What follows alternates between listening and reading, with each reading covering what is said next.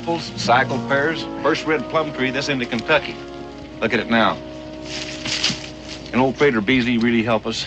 I mean, the squirrels eating all our crops this way. Well, he better. Taking the same money from a lone, lorn woman he takes from the rest of you. But if he succeeds, Mrs. Charles. Well, it's been my experience that he usually does. Most times by some outrageous means. Well, what in the blue blazes is that caterwaul? Well, that's a Papagano spirit song.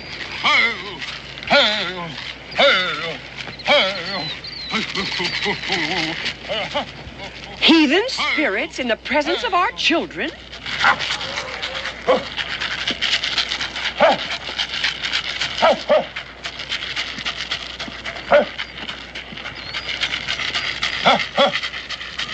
You know what must be done. We visit every house. Take positions and I will start the sacred hymn. Brother Bingham says he wishes him with that imaginary bear here. Bingham, Mr. Dobb is that bear that got wrote up in the good book for eating the boys that bothered the prophet Elisha. Mr. Dobb doesn't take too kindly to being referred to as an imaginary bear. I think we do better in the eyes of the Lord to suffer in humility than to accept the aid of a heathen. And you would if you could see my sorghum patch. Well, it do seem that when the Almighty sends a plague, he ought to rain somehow to get us shut of it. You Hines boys ain't got a piece of property worth the almighty to plague. Well, no, ma'am, but you never know where lightning will strike. Hey!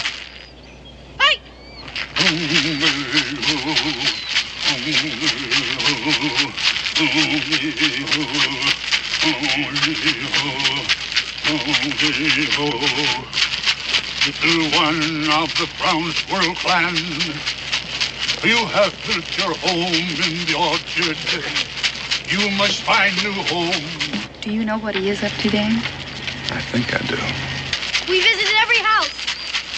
Bang of the bobcat clan, bang in the darkness, is coming to your home.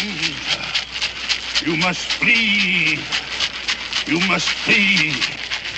Be gone, squirrel. Be gone.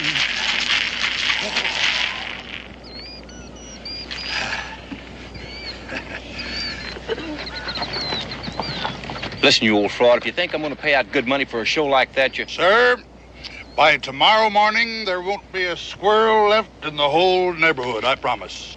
Well, how can you be sure? Oh, it's just plain everyday witchcraft. Saul calling on the witch of Endor couldn't be more sacrilegious.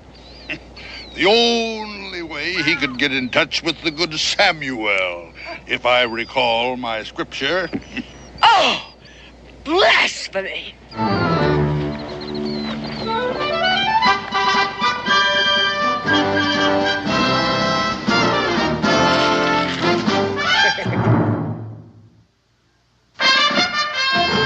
Daniel Boone was a man, yes, a big man, with an eye like an eagle and as tall as a mountain was he.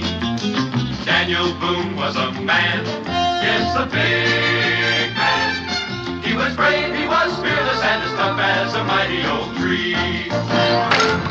From the coonskin cap on the top of old Dan to the heel of his rawhide shoe, the rippinest, roaringest, fightingest man the frontier ever knew.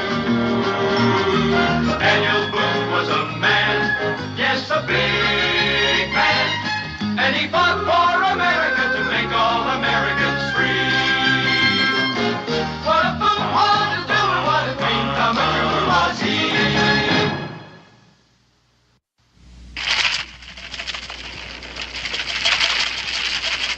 All people of the brown squirrel clan, go in peace, fare thee well.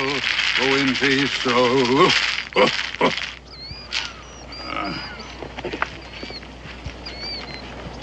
You rid of your plague, Mr. Cowell? Well, I sure pray that it is. Well, you've seen the result at the Morse Orchard. Well, I wash my hands of it. I'll be right with you, love. Here you are. What's that, Mr. Dobb? Yeah, my sentiments exactly. What's Mr. Dobbs' opinion? Well, Mr. Dobbs says that if the Lord made us all in his own image, that some of us has slipped a little bit. We're going to your house now. There was an old sow and she lived in a sty. 3 little piggies had she. She went around going oink, oink, oink, and the little ones went wee, wee. Oh, 3 little pigs, 3 little pigs, 3 little pigs had we. They all went down to the grocery shop to see. My dear little piggies, one of the... Dan, are you going to tell him? If he doesn't talk me out of it. Well, it's for his own sake. The 3 little pigs, they up and down, they died as a little bee. From trying to say oink, oink, oink, when the others say wee, wee. A moral is this little tale, a moral that's easy to see. She waddled around going oink, oink, oink, and the little one said wee, wee. Pretty, huh? Well, I'd say it's a wee mite more on the philosophical side. About to do your orchard, Pop. Want to come and watch? Oh, thank you, Ezra. Why don't you boys run along? I'd like to have a little talk with Prater. Is it all right to go along? Because these are sacred to the Cherokee. Oh, Mr. Dobb will be glad to go along with you. Won't you, Mr. Dobb? Yes. Come on. Well, I suppose now that you're going to tell me that you've never seen anything like this before, hmm? Well, Prater, I remember when I was living with the Indians, that the squaws used to keep the deer out of their cornfields without any fences. One of nature's lovely mysteries. Conversation smelled instead of heard. Nobody's found out quite how it works yet, but every living creature, they've got the hang of it. Animals and birds and fish. Us too would be my guess, except when we took up words, I think that we messed ourselves up there. But wild things, they make welcome to their friends and they warn away their enemies. Bobcat must to scare away ground squirrels. Them little varmints gets one whiff of it, and they say to themselves, if that devil is a scratching at our nest, we better set sail for New America. Well, I just hope they don't push you on board their boat. By Mrs. Grace? Well, Mrs. Grace is not the only one you've offended with your falderall. If you just do away with the pretty part and mark the burrows with a pair of overalls, I can unoffend them like scat. Civilization comes creeping in and tolerance just doesn't keep a pace with it. Daniel, you know what just come across my mind? Committee of Correspondence days. And you fomenting revolution up and down the land, the king's men hallooing after you, and you enjoying yourself. Now, who would ever thought that you'd turn out to be the cautious one? At the same time, I hold your opinion high, and there's just one thing I'd like to have you straighten out for me. Them Indian women keeping their corn free of the deer. Now, just how'd they go about that? Well, Prater Breezy, you're plumb sneaky. Now, who am I to say whether it was the red paint or the dancing that did it? To say nothing of missing all the enjoyment. Not to mention the boys learn respect for other people's ways and having a little of it rub off on their elders. Mm-hmm. Now, there speaks the rumskullion that I know and take pride in.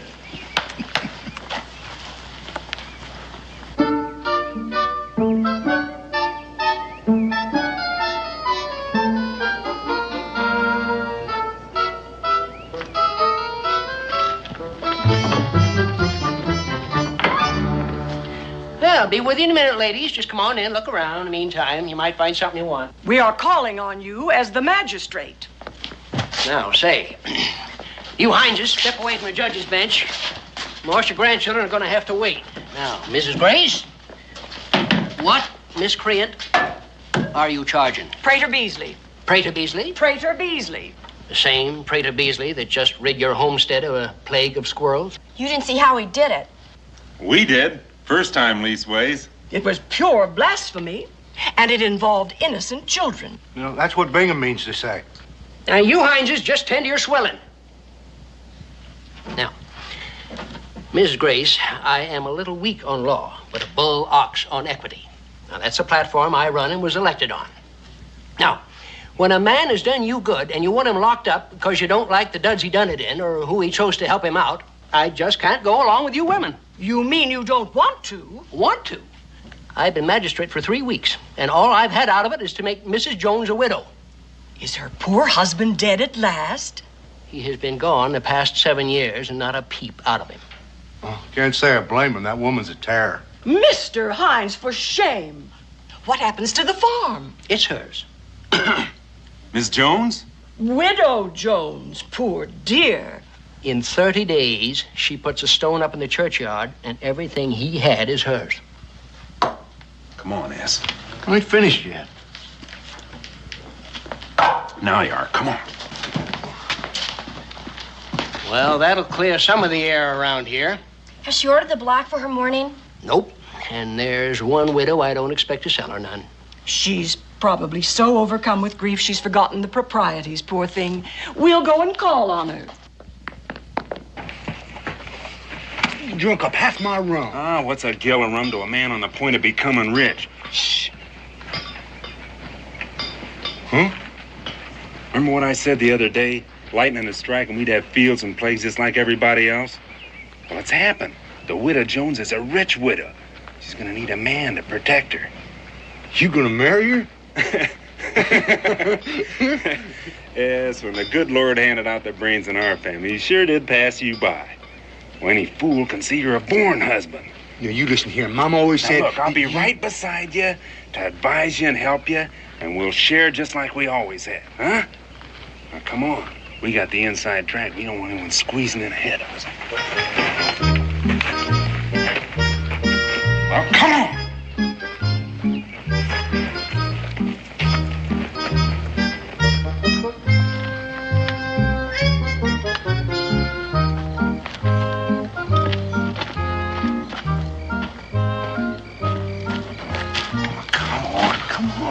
What do I do? You rap at the door. She opens the door and says, come in. Yeah, what if she don't? You go in anyway. Come on.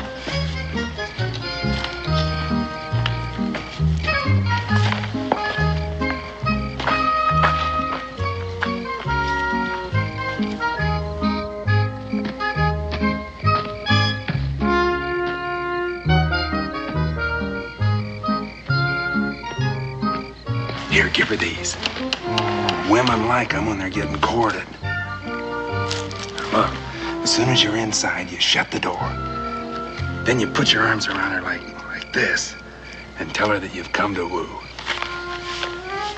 My Sunday coat's kind of tight. That's the way it's supposed to be when you're dressed up. Now go on.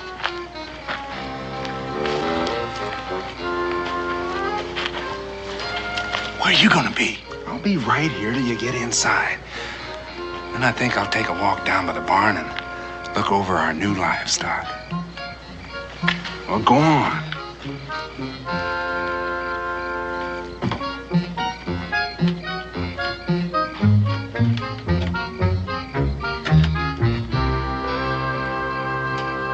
Megan, I'm right here. Don't be scared. Come on.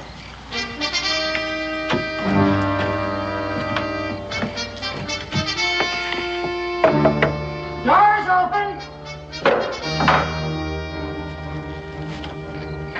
Get them meat hooks off of me!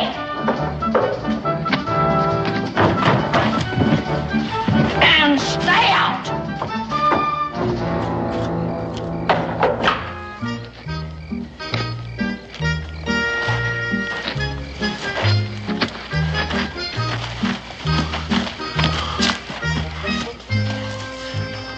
She harm our Sunday coat? You didn't do what I told you. I did too, to a T. She just don't cotton to being rude, not by me. Now what are we gonna do? You don't remember anything, do you, Ass? Well, some things I do, Bacon. Remember Prater Beasley witching them ground squirrels? You think he could witch her? Witchery's witchery. That's what Mama always said. And that's what you and me is gonna do. Come on.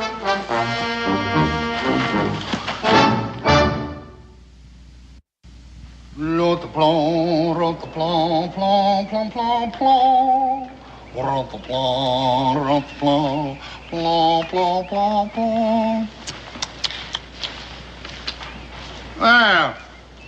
let your mothers keep you at home, boys?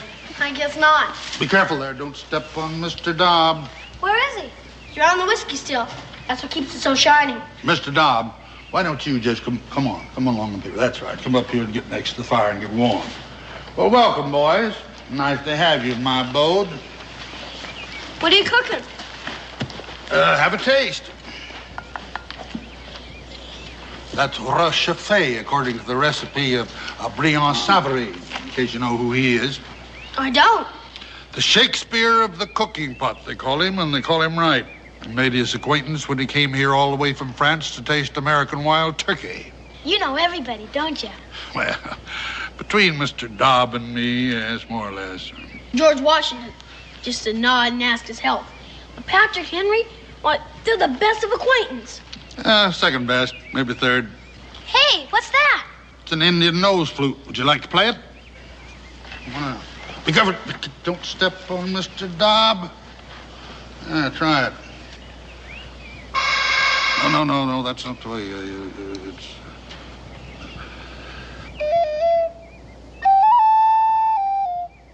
It's an acquired taste, unless you were Indian born, which you were not. Here's something a little more fitting for your education. Play the one about our Polly. What's up, Mr. Dobb? Mr. Dobb says if I continue to scandalize you young'un with unrespectable singing, that he may have to consume some of your elders to save my careless neck.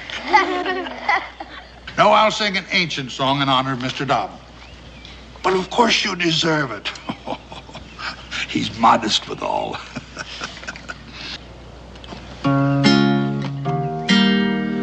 I was born about 10,000 years ago, and there's nothing in this world I do not know. I saw Peter, Paul, and Moses playing Ring Around the Roses, and Mr. Dobb will eat the man who says it isn't so. I taught Solomon to say his ABC, showed Daniel Boone the road to Kentucky, and while floating down the bay with George Washington one day, I happened old Methuselah to see. The good Queen Bess, she fell in love with me. She wanted to wed me secretly, but being a king was never this bear's desire. So I jollied her along a little while. I was born about 10,000 years ago, and there's not a thing in history I don't know. I saw Peter, Paul, and Moses playing Ring Around the Roses. All right, if we join you? The more the merrier.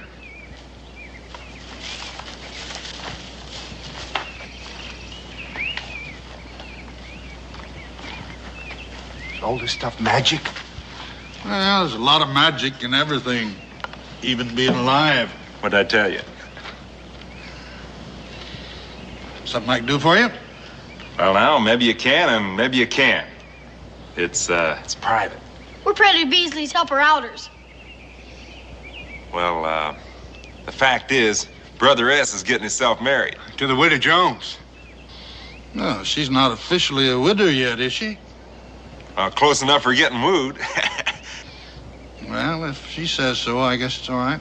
Well, there, see now. There you put your finger on the rub. Oh, you mean she says no?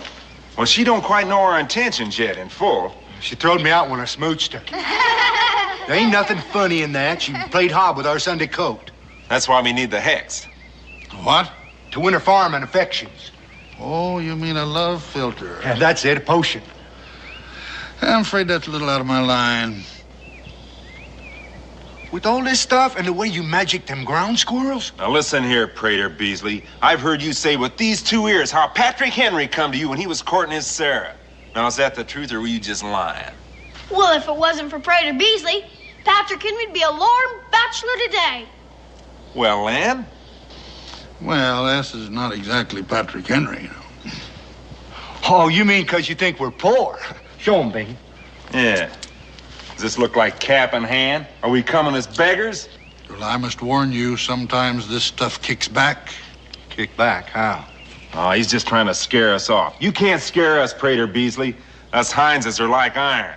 You just get in there and mix up that potion. Very well. Just a minute.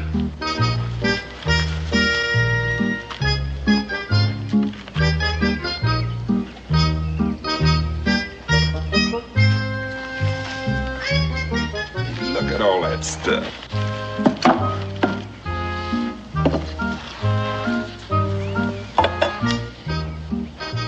How do I make it work? Well, 3 drops in her tea, and then you sit with her after she drinks it. 29 straight evenings, that is, until Mr. Jones's tombstone is ready to be put up in the churchyard. What if she don't let me? She'll have drunk the potion, wouldn't she? She can't help herself. Is that gonna be like Patrick Henry's? Ah, you're a different man. But you guarantee it'll work, huh? Well, that's up to you. Slip up one evening and you'd have better never started it. Now, we'll do our part, all right. You just take care of her and we'll have no troubles.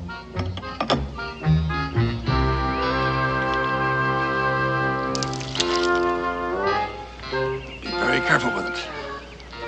Take it. Here you are. It's on the house. Oh, hey, that's real neighborly. Neighborly? If it wasn't for me, you never would be rich. Don't you remember? If the witch ain't paid, the potion ain't any good. We learned that from our mama. Here you are. Come on. Now you daren't put no hex on us.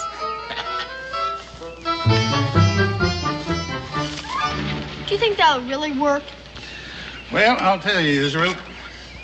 If the widow Jones allows S. Hines to sit with her for 29 straight evenings in a row, I'll be a little scared of my own medicine. Then I said, Queen Bess, goodbye. No matter how you curse and cry, I'm on my way to Kentucky. I was born 100,000 years ago, and there's nothing in this world I do not know. I saw Peter, Paul, and Moses playing Ring Around the Roses, and I'll shoot the man who says it isn't so.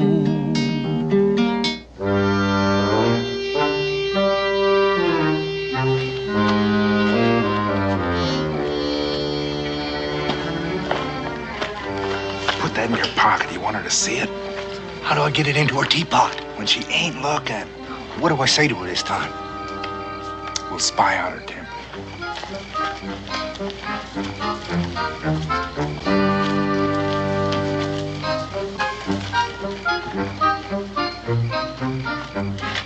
Glory be, she ain't home. How do I woo her? You sneak in and sneak the potion into her teapot. Well, what if she comes back?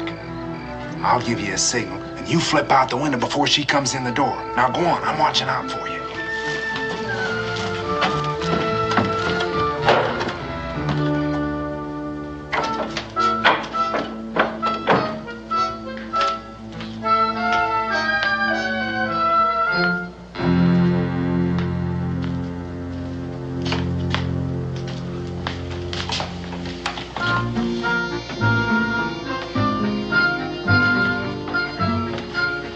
Fetch off my boots, woman. Get me a mug of cider from the keg. Yes. Is she coming? Hurry up with that potion.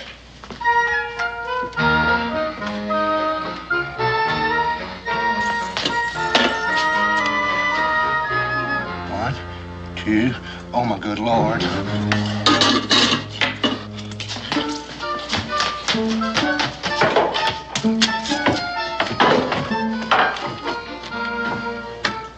I forgot to flip out the window. I didn't even signal you. Just in the nick of time.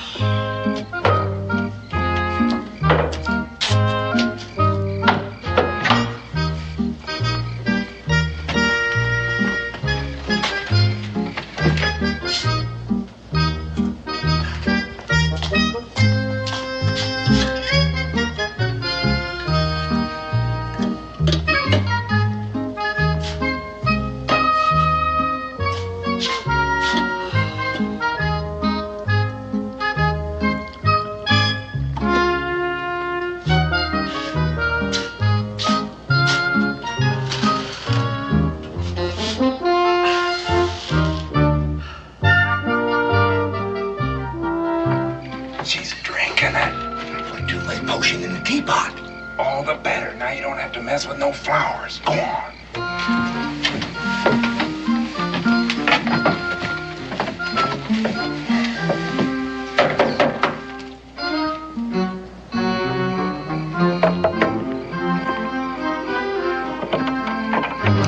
You! No. Come on in.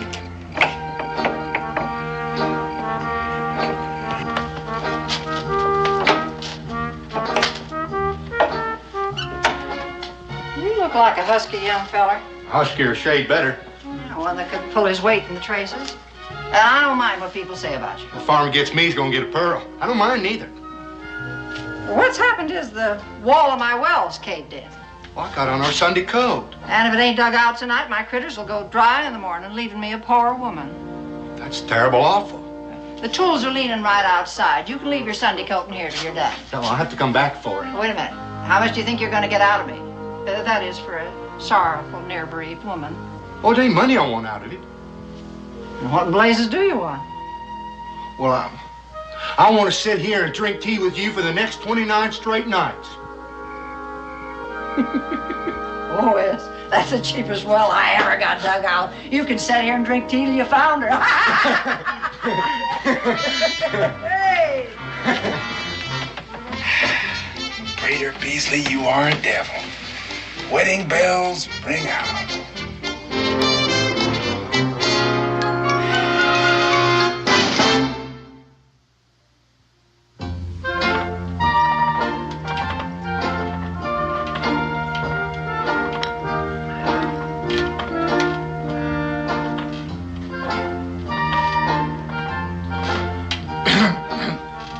What was that?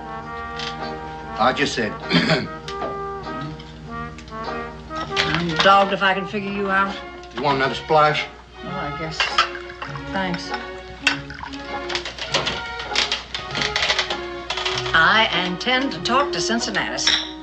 What's Cincinnati's got to do with it? Selling tea like this, it tastes like it never seen China. Mine tastes like it's seen China. We're drinking out of the same pot. It's worse than I thought. No, I was just deep in thought, and a tea run down my Sunday throat. You was deep in what? A thought, ma'am. As sure as I sitting there, I thought the wood pile is running awful low, and you getting ready to cook a big meal with no more wood and a jackrabbit.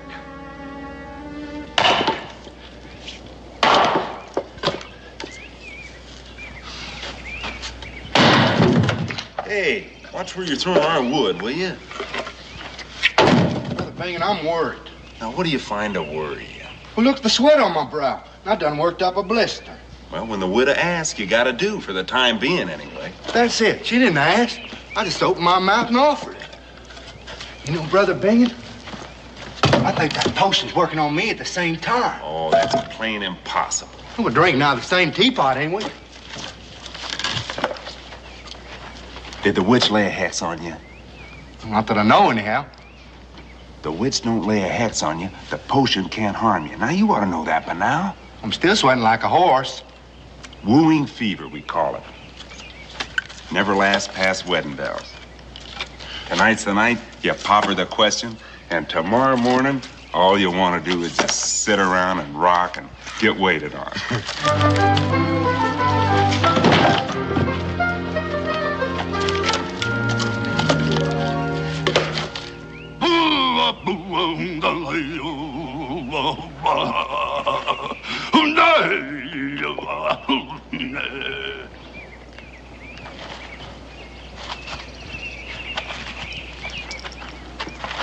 Flower of the dogwood, sing to my nostrils.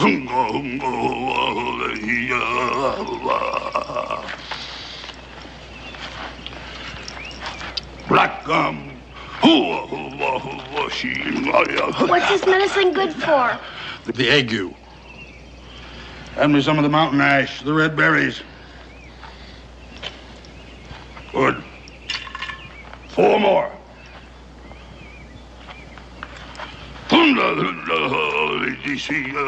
Red like the fire.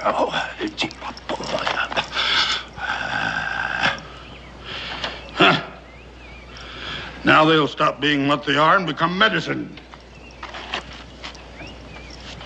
You know, I thought about becoming a doctor. Must have had to go to Yale College. Yale College? That's a good place, but they go a little bit too much for the book. That's how you're supposed to learn. Well, Mr. Dobbs says that you learn by living. And the more you live, the more you learn. But the way you really learn is by looking and questioning and doubting everything that man has said is the gospel truth. No matter who he is, says Mr. Dobbs. Been expecting you. You hear that? He admits he's expecting us.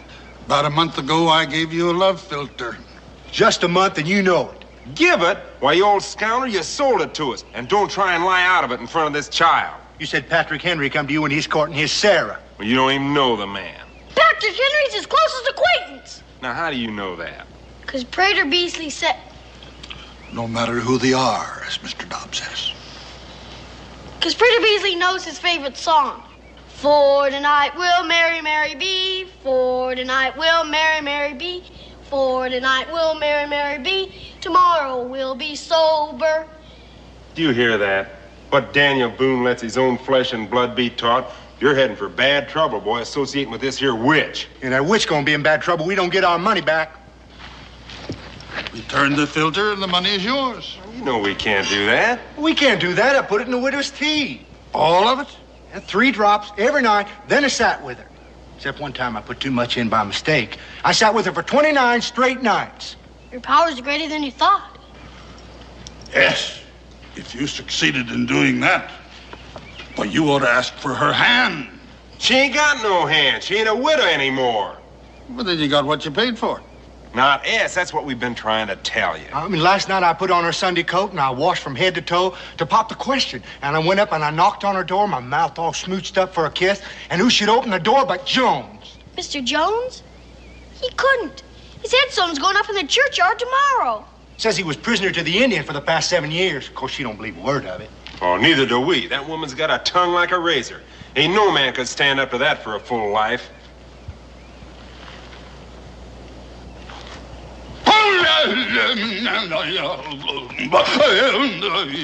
There's nae luck about the house, says Sister Jones awa. There's nae luck about the house with Mr. Jones awa. No luck when he's gone. What do you mean by that? That, as Israel puts it, my powers are greater than I thought. I compounded a filter that brought a man from the grave back to life. What's that, Mr. Dobb? Oh, Mr. Dobb. He likens me to the prophet Elijah, restoring the widow's son to life. Jones wasn't dead. Well, even if he was, it was our money. Well, why don't you collect from him? What, from Jones?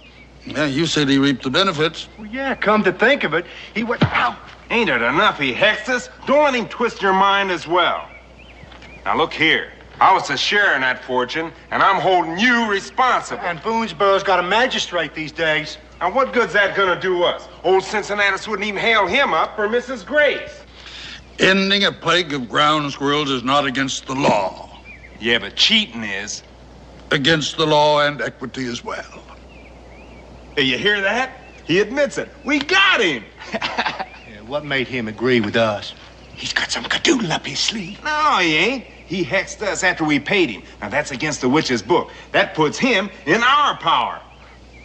We're gonna hail you into court. Yeah, you rue the day you frauded the Himeses.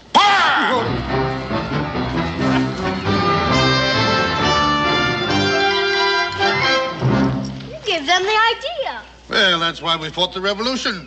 What, so those diddlers can make you look like the criminal? No, so every man can have his day in court, and disputes between Americans be settled according to the evidence. Mrs. Gray sure's gonna kick up her heels into the jig when she hears about this. Don't think they could win, do you? Well, Ezra, I'll tell you.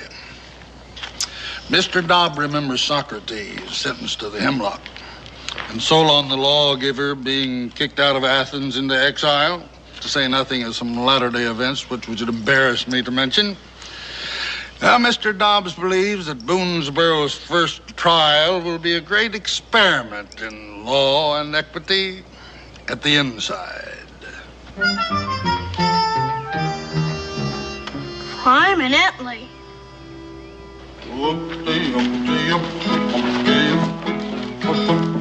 There was an old sow, she lived in the sky, and 3 little piggies had she. She waddled around going oink, oink, oink. And Profane music at a time like this. Don't bite him, Mr. Dobbs, not on the first day of court. Don't worry, Mr. Hines. Justice will triumph. I wish I could be sure of that, Mrs. Grace. He'll get his comeuppance. Come on, Dad! Al?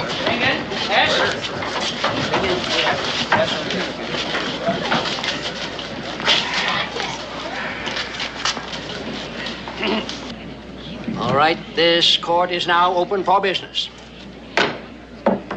Now, as you no doubt remember from my campaign, I am a little weak on law. But you're a bullocks on equity. Yay! Excuse me, Sensen. I mean, Your Honor. However, I have been studying up on the law as such, and I have made a few important points. The first point being that you have your choice. Now, you can be tried by me or by a jury of 12 good men and true. O'Grady will be one. Daniel, you're a legislator. What? The defense has a right to choose. Yes. The defense has a right to choose, and that's as it ought to be. Your Honor, I trust your equity and your fairness, so I'll be tried by you. Thank you, and I will do my level best to be fair for all concerned. Now, point number 2, you all have the right to be spoke for by real lawyers, even though there ain't a real lawyer this side of Lexington. Well, we don't need no lawyer to tell us. Your Honor, I'll plead my own case. Well, then we can get right down to the nub. Mr. Clerk. Your Honor. Thank you. Now, this is the case of Prater Bisley. He's being sued for cheating and otherwise finagling. S. Hines must be what this means to say. That's Bingen Hines et al. Well, that's what it says here, but it don't fit the case. Well, it'll come out in the testimony. Oh, I dearly hope it's fit for ladies' ears. All right, Prater Beasley, you want to speak up for your side? I yield to my accusers, Your Honor. Ain't nothing else you can do. Down and being stomped by his familiars out of their own book. All right, speak up, S. And Bingen, I suppose. Why are you suing him? Well, he frauded us. Well, in what way? Well, you know in what way. You've heard all the talk around. I want to hear you talk. In mixed company? The law says open trial. The law says open trial. Well, I say the law ain't very delicate. Speak up, S. Well, if I got to, I guess I got to. Well, me and Bingen, we was thinking about the widow Jones. Well, she was going to be a widow anyway. We got to thinking that she needed a man to protect her. To protect me? Why, mop up the floor with men. Ask Jones. All right. Go on, S. Well, we figured since everybody else around here's already got a farm, we thought it might as well be us. The two of you? Well, that wouldn't be respectable. And then Prater, he sold us the filter. The what?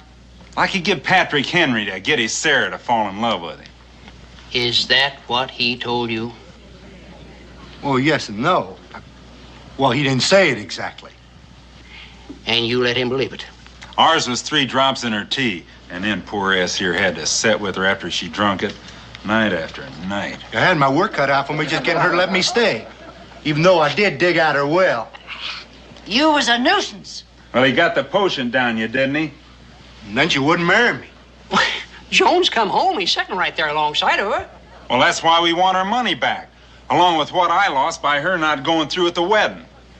You lost? Well, he was to share in the fortune.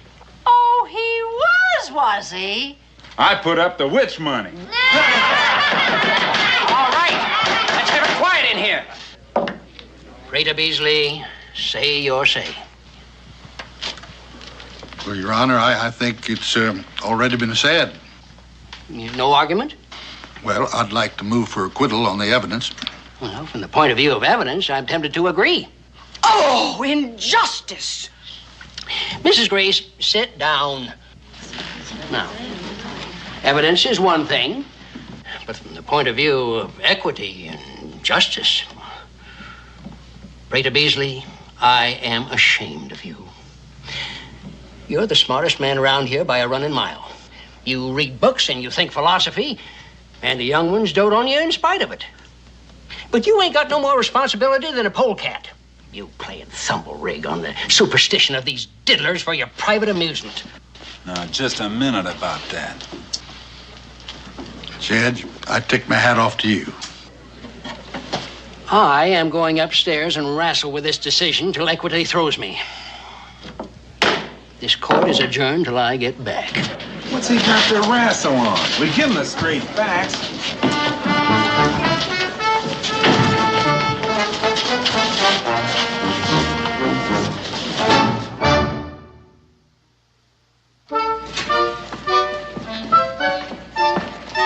I thought we had the case won when he admitted we had equity.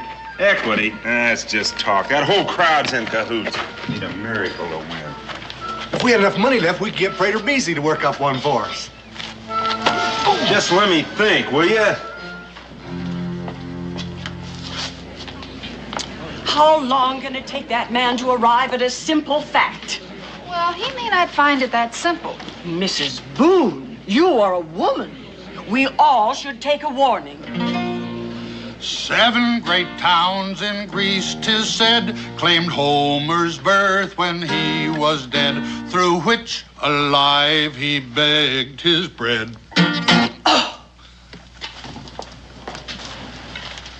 We could just walk out and leave him high and dry. Now, what good would that do us? Huh? Gentlemen, do you know where I can find Dan Boone? Oh, he lives out there someplace. Oh, he isn't at home. I thought he might have come down to the fort. Well, I can knock on doors. Somebody may know. Here. We ain't buying nothing. Oh, they're free. I'm running for Congress. As long as they don't cost. Patrick Henry. Hey, you really him? Yes, I really am. You gonna tell him after all? We got our miracle, you oaf. How do you suppose a man of Patrick Henry's prominence is gonna feel when he finds out an old loony claims he couldn't make hay with his own sweetheart without witchery? Oh, Patrick Henry's gonna be mad as hops. You're gonna be mad as hops.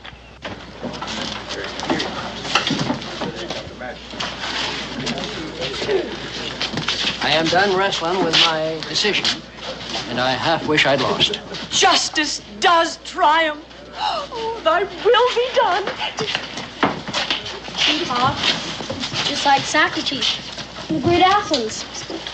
Well, not quite, son. Why don't you go there and sit down next to your mom? Sure. The Hineses are not yet in court, Your Honor. Thank you, Mr. Clark.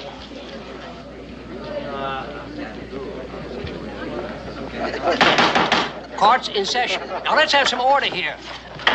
Hold on! What? Hold back your decision. We got ourselves a new witness. His word's better than his bond. That this here polecat frauded and diddled just like he done us. Sit down. Done for and finished, ain't you? And you're in cahoots, can't stop it anymore. Sit down and be decorous. Your Honor, if I may, before the court proceed. Dan! Pat! Patrick! Becky! Oh. Rosey, Patrick Henry. What are you doing here? I'm running for Congress. I hope I can count on your support. Well, you don't need to ask. I can even make a speech for you. Well, with Daniel Boone orating for you, I guess you'd have no use for me and Mr. Dobb. Frater Beasley, why, you old polecat. Is Mr. Dobb with you? Just 1 inch and you'd have stepped on him. Oh, Mr. Dobb, I am so sorry. He doesn't know his own strength anymore. Israel? Israel? I used to know you. I know. I was a lot smaller then. Thank you. I'll remember that next time. This court is in session. I do apologize, Your Honor. An unexpected meeting with dear friends. Say, you are the old loony that's on trial here. I am that self-same old loony. Your Honor, Prater Beasley has not engaged me as his counsel, nor would I expect him to, but as a friend of court. Now, hold on. What kind of friend is that? Amicus curiae. Your Honor, may I speak? Go ahead. I'm as curious as anybody else. Your Honor, if not for Prater Beasley here, I'd be a lorn bachelor today. That means he didn't diddle them. Well, whatever Prater says is apt to be the truth, no matter how outrageous. I will not believe it. Oh, madam, picture me, a young fellow, head over heels in love, and tongue-tied as a bashful coot. I'm sure you must remember from your own courtship. Well, Prater Beasley gave me a filter, distilled by his genius, and I quaffed a glass about so tall. Ours is for her to drink. Well, he told you the recipe's different according to the man. Don't interrupt the congressman. You testify it worked? It hit me like Jove's thunderbolt. I took another small shot, just for luck, and staggered down to Sarah's house. I asked, and she said yes. By the way, you still have that still? Yes, and some of the finest branch water that ever trickled down a man's throat. Well, then, Your Honor. Case dismissed. Court adjourned. This tavern is open for business. Kentucky wins over Great Athens! Hey!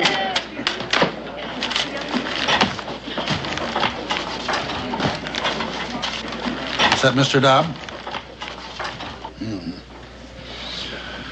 Mr. Dobb suggests that a drop of the hemlock can be salutary to the continued morals of the body politic. He hopes you're right about Kentucky, but he's not sure. Well, how about some of that branch water?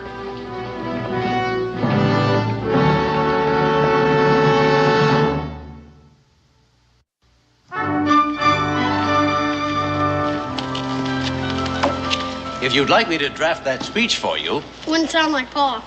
do it your own way then. Becky, my dear, as always. Oh, and the next time you come, you bring Sarah, you hear? Will you come up and visit us in Philadelphia? The capital? You can watch our nation taking form. It's beautiful to see. Well, we'll see what we can do. Well, he acts like he smelled a bear. Oh, t'other day, the Yankee folks were mad about the taxes. And so we went like Indians dressed to split the chest with axes. Sir, for snake bite and voters who need mellowing, compliments of Mr. Dobb.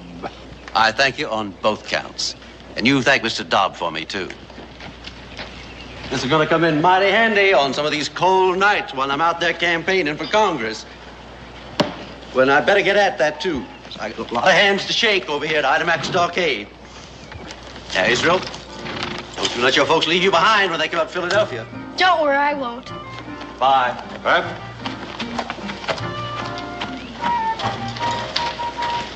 You know, I'm thinking about being a congressman instead of a doctor.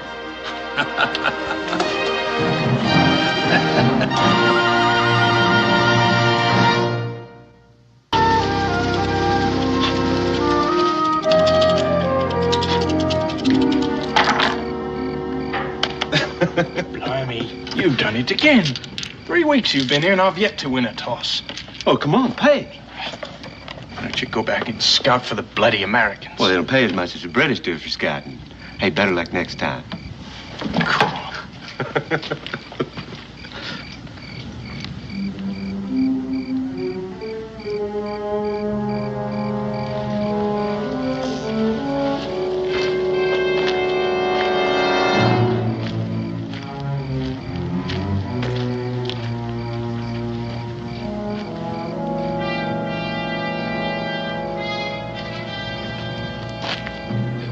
take our land. We will fight them if they try. By then, the Kentuckians will be much stronger. Many of your people will die. Why not fight them now? There are few rifles among us. There's little powder. We too must wait until we are stronger. It will be too late by then. Crooked Hand is respected amongst his people. We need their help. Call them together. Ask them if they will be our allies.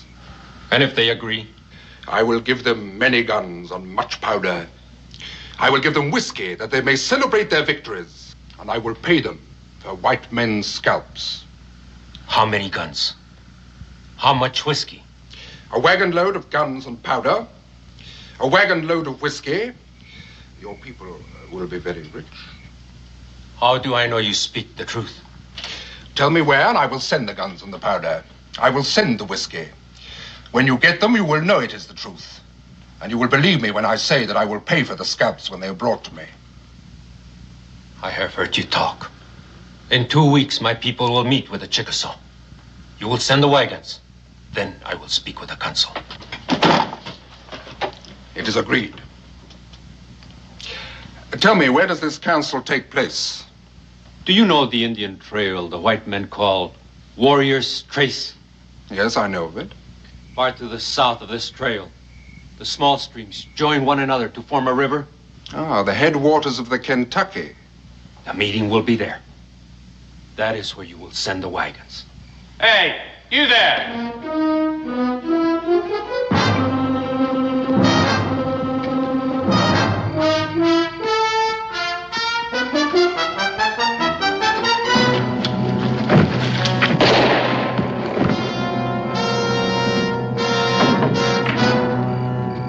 Over there, Mike.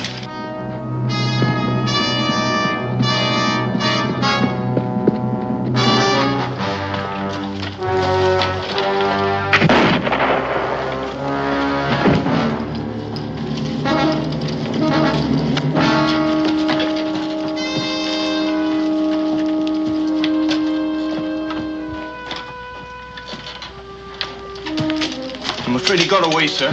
But he's bleeding badly. He can't get far.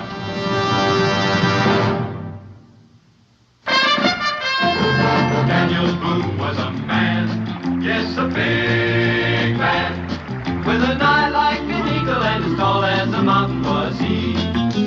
Daniel Boone was a man, yes, a big man. He was brave, he was fearless, and as tough as a mighty old tree. From the coonskin cap on the top of old Dan to the heel of his rawhide shoe, the rippin'est, roaring'est, fighting'est man the frontier ever knew. Daniel Boone was a man, yes, a big man, and he fought for America to make all Americans free. What a Boone wanted to do and what a dream come true was he.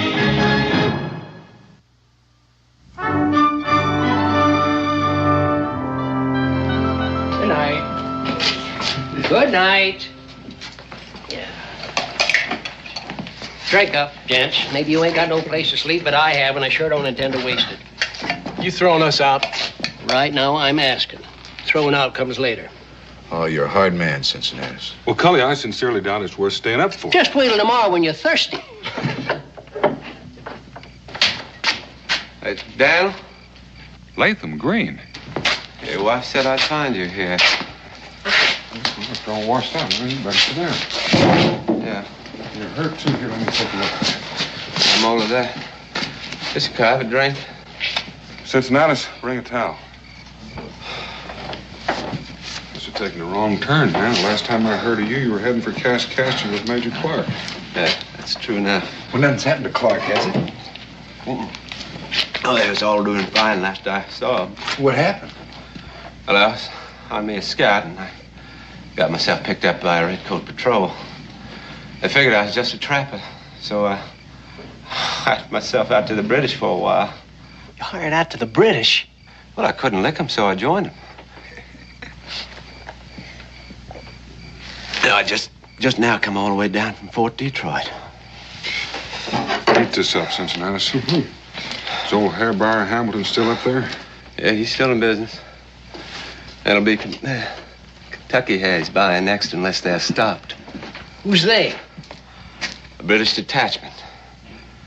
They got themselves a wagon load of guns and powder. And another wagon load of whiskey. They're headed for a big meet with the Choctaws and the Chickasaws southeast of here at the headwaters of the Kantuck. And if they gets together, this whole valley is going to be knee-deep in blood. How are we going to stop them, Daniel? Which way are they coming? Down Warrior's Trace. I figure maybe you got 3-4 days to head them off. Head them off with what? Daniel, look. You know the country. You know, the only road goes right through Frenchman's Gorge, and there's one spot where it narrows down to where a man could almost spit across it. If a man could get there first with enough powder, he could blow the whole shebang sky high. You read my mind. Cisneros, how much powder have you got? Plenty. Do I hear any volunteers? Better speak up, Mason, because I think we're going.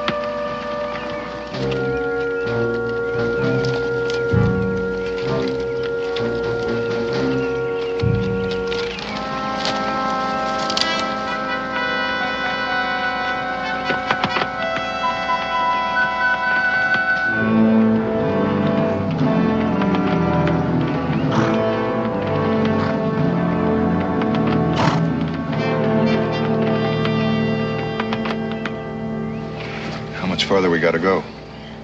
Maybe 70, 80 miles. Well, that gives us enough time. Not much to spare. That country stands right up on end. Makes going a little rough. Daniel, you want me to take the first watch? Well, it doesn't matter very much. We're all going to get a turn. Well, I'll take it. I ain't very sleepy.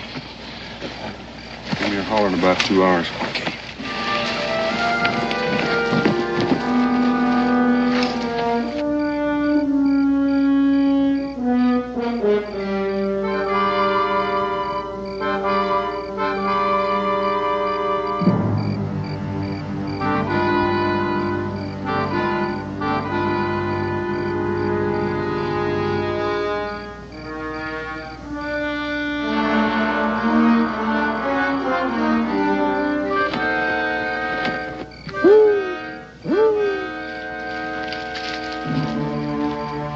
I could hear you coming for 100 yards.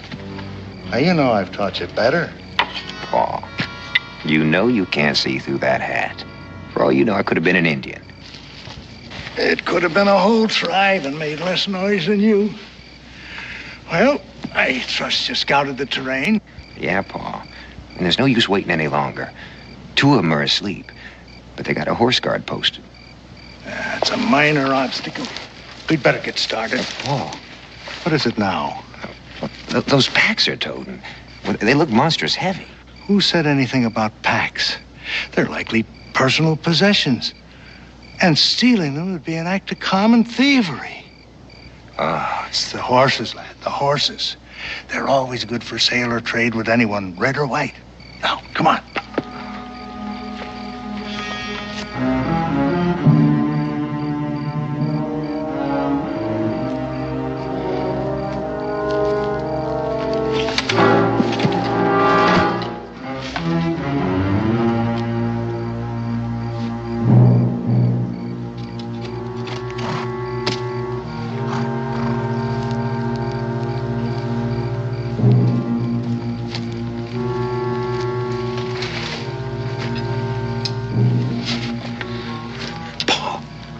How are we going to get him out of here without waking up the camp?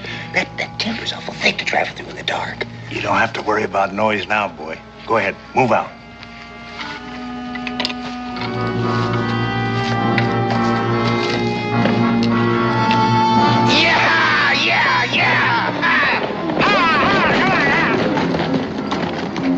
Don't shoot. You might hit the horses. Mason.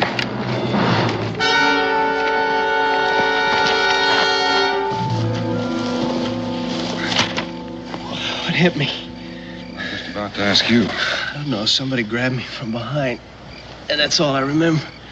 Well, whoever did it wasn't ain't taking any chances on you waking up. Horses. Go on. Give me a hand. We'll get him over to the fire. Oh. Grab the harness. Is it Indians? Been Indians that have lifted your scalp. The way it feels, I'm not sure they didn't. Indians are white. It doesn't make much difference. Either way, we're set afoot. Sit down right here.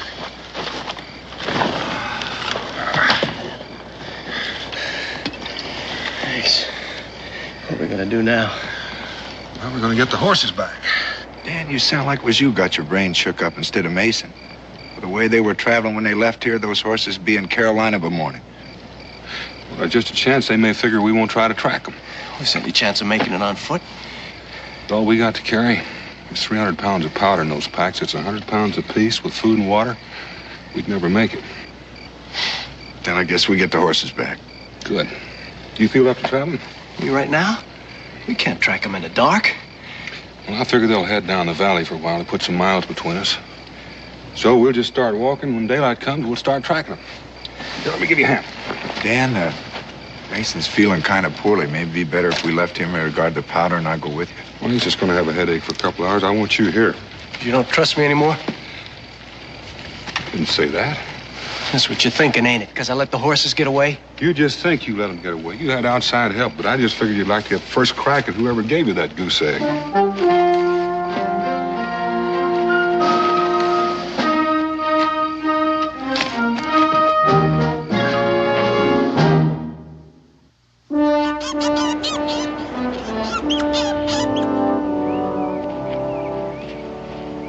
Well, they camped here before they stole the horses. Took time to eat. The looks of the prints, it looks like they had a woman with them. Woman? Well, what's so surprising about that? I don't know. I just don't see a woman going around stealing horses, that's all. That sentiment does you proud, Mason, but that goes to show you how much you don't know about women. Ellie! Ellie, where are you, girl? I'm taking a bath. In the water? How else am I going to take a bath? Oh, it's common knowledge that taking a bath brings on sickness in the vapors. And yet you do it anyhow. I tell you, you put a burden on a man. You said yourself that cleanliness was next to godliness. Cleanliness of the soul. It's a common misinterpretation of the book. There's absolutely no excuse for daily washing. That's not what my pa said. Your father, may he rest in peace, was a misguided man. He may have been misguided, but he was no horse thief. Mind your tongue, girl. I won't mind my tongue. You and Ethan didn't have to steal those horses. It saddens me to hear you talk like that. The taking of those horses was a matter of necessity. Besides, I was only thinking of your welfare. My welfare? You make it sound like I was crippled. I don't need a stolen horse to ride. It was all part of a long-range plan. Now, the last place that we stopped, I was told that land was to be had for just the asking down in Carolina. You mean we're going to settle down someplace? Well, I was keeping it as a surprise, but since you wormed it out of me, You see, we need those horses. A man cannot till the soil without a beast to pull the plow. This gypsy life has no existence for a lady. It's to my discredit that I didn't think of it myself, but better late than never. You don't mind me saying that I still don't believe you. Well, I can't say I blame you. You see, I cast aside my Christian principles when Ethan's mother passed away. Yes, I've been a sinner. But now I've seen the error of my way. Then take those horses back where they belong. Girl, are you trying to get me hanged? I don't mind doing penance, but that's carrying it too far. No, I'll keep them around just as a reminder of my sinful past.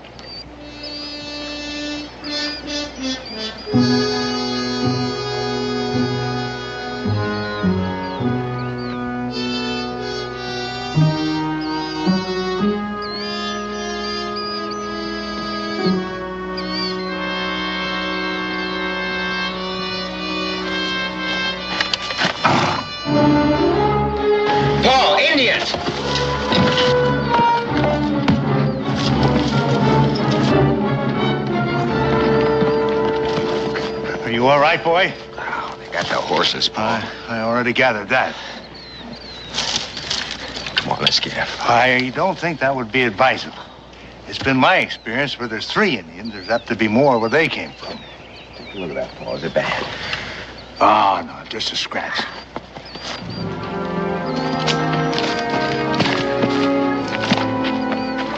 Wherever they're bound, they're in a hurry. And if we're gonna catch them, we better do it pretty soon. It's about a half hour before dark. You smell smoke? Nope. My sniffer ain't as good as yours, though. It's from a campfire. Daniel, that don't make any sense. If they were in such a hurry, why'd they stop to build a fire? We're not gonna find out standing around. Come on. What about those 2 men that were trailing us, Paul? They'll be along. What are you going to tell them? They're apt to be put out about their horses. Well, I don't know. But I'll think of something when the time comes. You better get to thinking, Paul. The time's come. Well, this is an unexpected pleasure. May I ask what you gentlemen are doing out here in the wilderness? Right now, we're looking for horses.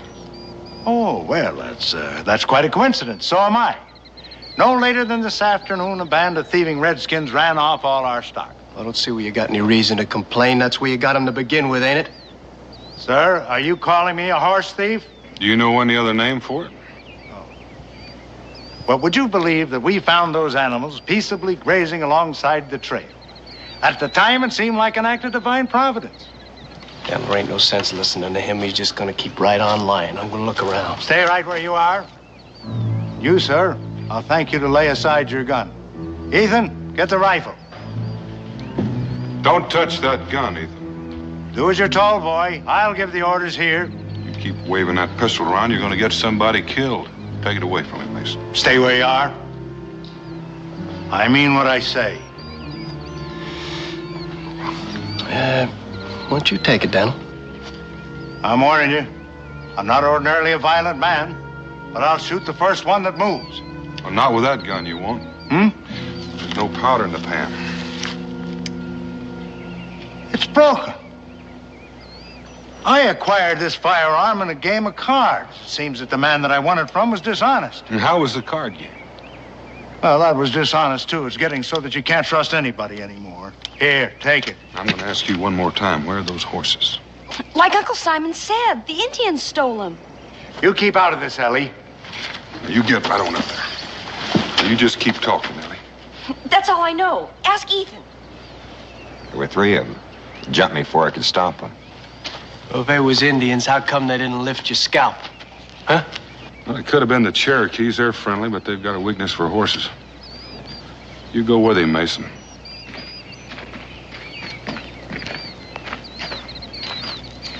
Well, now that we've got our little differences settled. Our little differences? You stole my horses and you cost me a day's travel and you call that a little difference? Oh, I know you're a mite upset about those horses, and in all fairness, I can't blame you. But what's done is done. And being a fair-minded man myself, I can't say that I hold it against you for getting mad at me. You're not going to hold it against me? No, better friends than enemies. So allow me to introduce myself. I'm Simon Doggett, and this here's my adopted daughter, Ellie. Howdy. Howdy. My name's Boone. Boone? Boone? That has a familiar ring. You're not running from the law, are you, Mr. Boone? Nope. Are you? Oh, whatever gave you that idea? Since you did manage to steal my horses, it occurred to me that thieving might be just a part of your natural trade. Oh, now there you go, bringing up a subject that I thought was already settled. We're real sorry about the horses, Mr. Boone, but Uncle Simon needed them so we could start a farm. He's a farmer? No, not yet, but we aim to settle somewhere down in Carolina. Uncle Simon heard the land was free down there. Oh, it's free, all right, if you don't mind fighting the Indians for it. They never told me they had any trouble with the savages. Well, that's Chickasaw and Choctaw land. They've never been too fond of the whites. Now it's worse that the British are paying bounties for white scalps. Well, it looks as though we might have to change our plans. Well, you just might take my advice and go back where you came from. Well, Mr. Boone, I find that suggestion just a little bit impractical. What he means is we got run out of town last place we were in. Ellie, please. That's why we're hiding out here in the woods. Daniel? According to them tracks, there was 2, maybe 3 Indians, just like Ethan said there was. I reckon that settles it. You know, if we were to split that load up into 6 pieces, we might still be able to make that gorge on time. Them 3? Well, Simon owes me a favor. This would be an opportunity for him to square it. Just a minute, Mr. Boone. Am I to understand that you are to make of my kin and myself beasts of burden? Well, that's one way of putting it. Why, that's downright degrading. And beside that, conscripting labor is against the law. I can't allow it. Well, maybe you'd like to go back to that town they just run you out of. Oh, well. You don't leave a man much choice, Mr. Boone. Now, inasmuch as we're friends, I'd like to help you out, but as of late, I've had the miseries. Well, I figure that you'll be feeling worse by the time you get to where you're going. Now, why don't you just start collecting your gear here? What about her? She's walked this far. I reckon she can walk a little farther. Daniel, she could get killed. We can all get killed. There's no help for it. But we sure can't leave her here alone. All right, start packing up.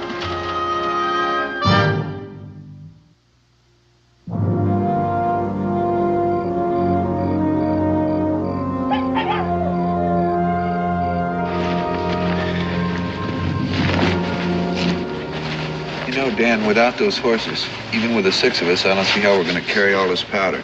Not make any time at all. I've been thinking about that. If we carry just half of it, that ought to be enough to stop them for a while. What good's that going to do?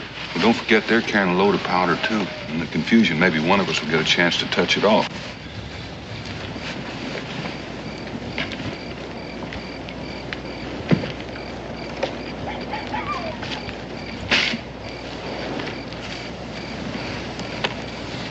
Look at your pa over there.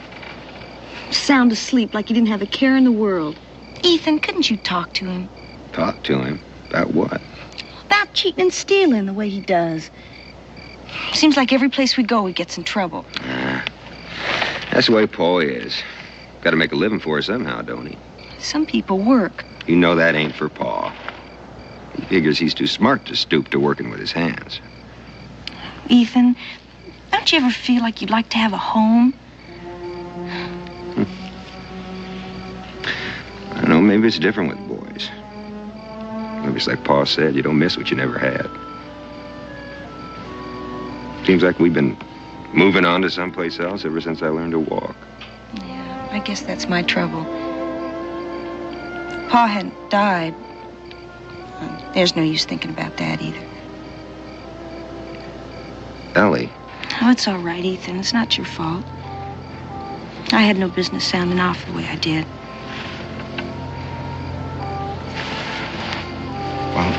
Well, what I meant to say was, well, when you and me get married. Who says we're going to get married? Well, if I don't marry you, who else is going to?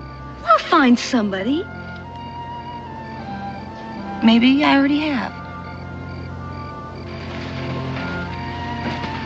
Who, Mason over there? Could be. Now, you hear me, and you hear me good. You know, I've seen him looking at you. But I didn't know you was looking back. Why shouldn't I look at him? Because you belong to me, that's why. I don't want you looking at anybody. Or anybody looking at you either. No.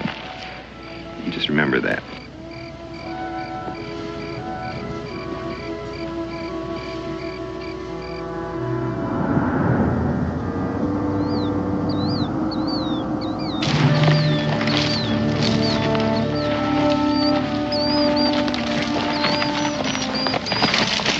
Daniel?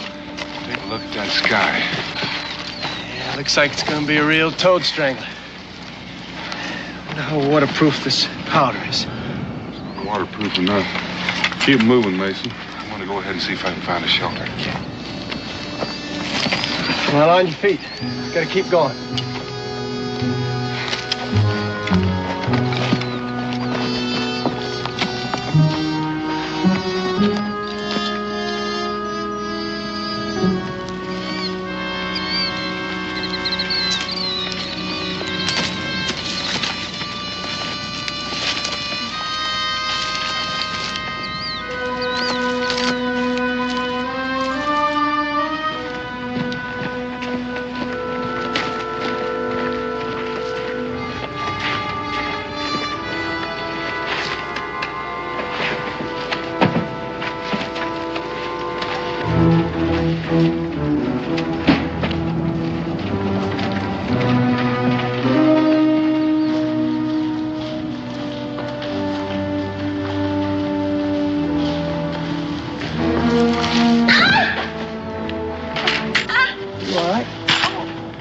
turned my ankle.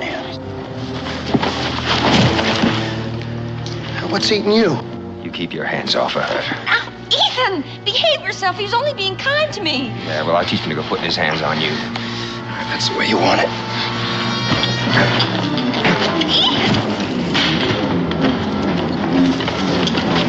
Take it easy, Mason. Let him come. Listen, my hands behind my I'm gonna back. hit you, too, if you don't cool off. Same goes for you. And we got enough trouble without you two starting a fight. That's better. Now, you two sit down and catch your breath while I see what's the matter with the lady. Now, hold it right there. Well, right smart of you, Ellie, to make a fuss so we could get away. I didn't do it for that. I just plain tripped and fell. No matter. But we better get on our way before Mr. Boone gets worried and starts looking for us. Ethan, pick up those rifles.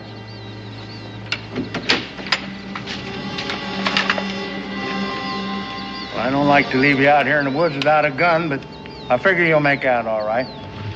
Simon, put that gun down and tell the boy to put his down, too. Mr. Boone, if you shoot me, you'll have one less slave to help you with your carrying. I'll have 3 less if I don't. Now, make it easy on yourself and don't take too long making up your mind. Huh. What makes you think my kin would help you if any harm was to come to me? Simon, you're running out of time, and I'm running out of patience. Now, put it down. You'd be bluffing, And again, he couldn't. Ethan, put it down before you get me killed.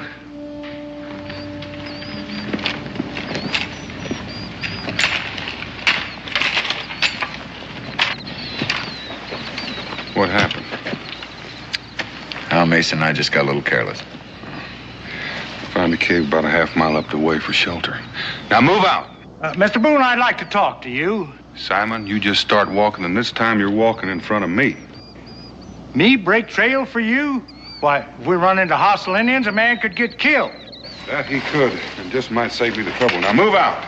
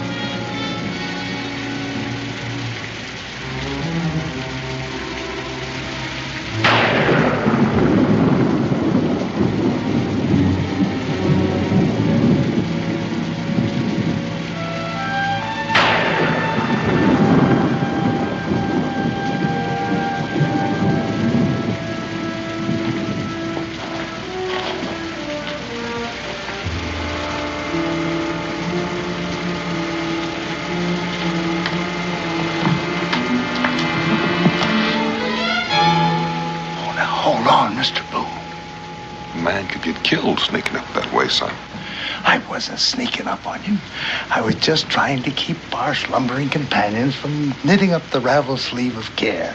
You know Shakespeare, I presume? Not very well. Ah, that's a pity. The entire quotation escapes me for the moment, but it'll come to me later. What do you want, Simon? You didn't wake me up just to quote portrait. No, I didn't, but the phrase seemed appropriate at the time. Oh, relax, Mr. Boone. I just want to talk to you. All right, start talking. Well, I gathered from your conversation that we are about to reach our destination, wherever and whatever it may be. With a little luck, we ought to get there in the morning. Why? Well, considering all the services we've rendered, you don't seem to be exhibiting much trust in us. Well, now, that's where you're wrong, Simon. Not a question of a lot of trust. As a matter of fact, I don't have any trust in you, no. That's what hurts. And after all the help we've been to you. I'm going to ask you one more time. What is it you want? Well, I'd like the simple answer to a question that's been plaguing me.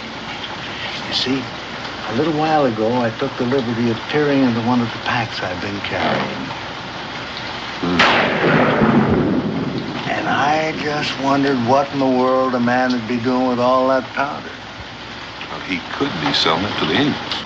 The first thought that crossed my mind. I'll bet it. And it also crossed my mind that a man could make a tidy profit on such a deal. Oh, Mr. Boone, I could tell you were a businessman the first time I saw you.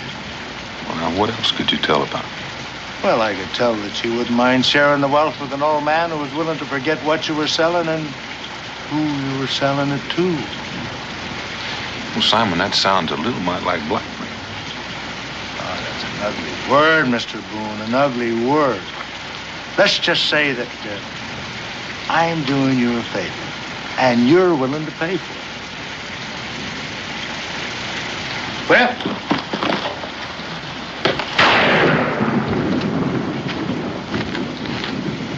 sit down. Now, there's nothing more to discuss unless you're prepared to meet the terms right now. I said sit down. Oh.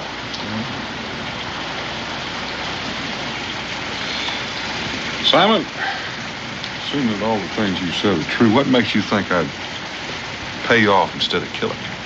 Well, I've given that quite a little thought, too. And you're not the type of a man that would shoot down an unarmed man. But I am the kind of man that has no compunction whatsoever about hanging a horse thief. There you go, bringing up a subject I thought was settled. Simon, you don't deserve an answer, but we're getting fairly close to where we're going. So I'm going to give you one. We're not going to sell that powder to the Indians. What? Mr. Boone, I'm disappointed in you. But if this is so, do you mind telling me what we're doing and where we're going? Well, sometime today or sometime tomorrow, depending on when they get there, we're going to blow up a British wagon train. Don't you think that that's apt to get them a little mad at you? That's a fair assumption. And knowing this, you chose to involve me and my kin? It was not my choosing, Simon. It was yours when you stole my horses. You know, something like this could make a man hate horses. Mr. Boone, I have absolutely no quarrel with the British whatsoever. So, if you'll just pay me our share of the money that you owe us for being so much help. What money? Well, our share of the money you're getting for doing what you're doing. Good Nettie. Do you mean to say you came all the way out here and ran the risk of getting killed for nothing? Well, depends on what you call nothing. Well, doing something and not getting paid for it is what I call nothing. That's your opinion. Well, what's your opinion, Mr. Boone? Oh, I don't think your pa would understand. Maybe Paul wouldn't. It could be I just might. Now, Ethan, you stay out of this, boy. You don't know what it's all about.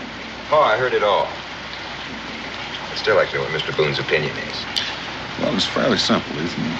The wagons that we're after are loaded with powder and rifles and whiskey for the Indians. If we can stop them, we can save a lot of homes, maybe a lot of lives. Are these folks you mean to save all kin and friends of yours? Some of them I've never seen. There you go, running around risking your neck for people that don't even know what you're about and probably wouldn't thank you if they did. I can't argue that. Well, then tell me why. Well, I reckon if you belong to a community, you owe a certain obligation to it. Have you got a family, Mr. Boone? A wife and a boy. Well, then that's why you're doing it. And don't tell me all about this obligation to your fellow man. Well, if you don't believe me, ask Mason or Cully here. They're not even married. Mason? I can't add much of what Daniel said. All I know is you gotta pay for the privilege of living with people. Or maybe they're allowing you to live with them, whatever it is. It's the same goes for me, too.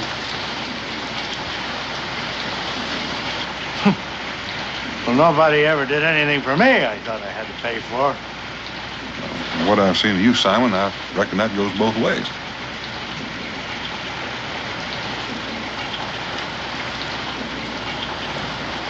Storm's letting up, man. Well, now that Simon's got us all awake, Mason, you might as well start fixing breakfast.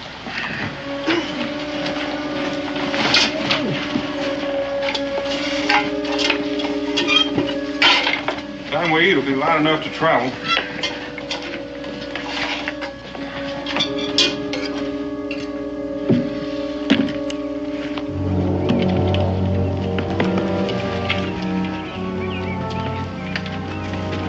Well, there it is. Now all we gotta do is blow it up.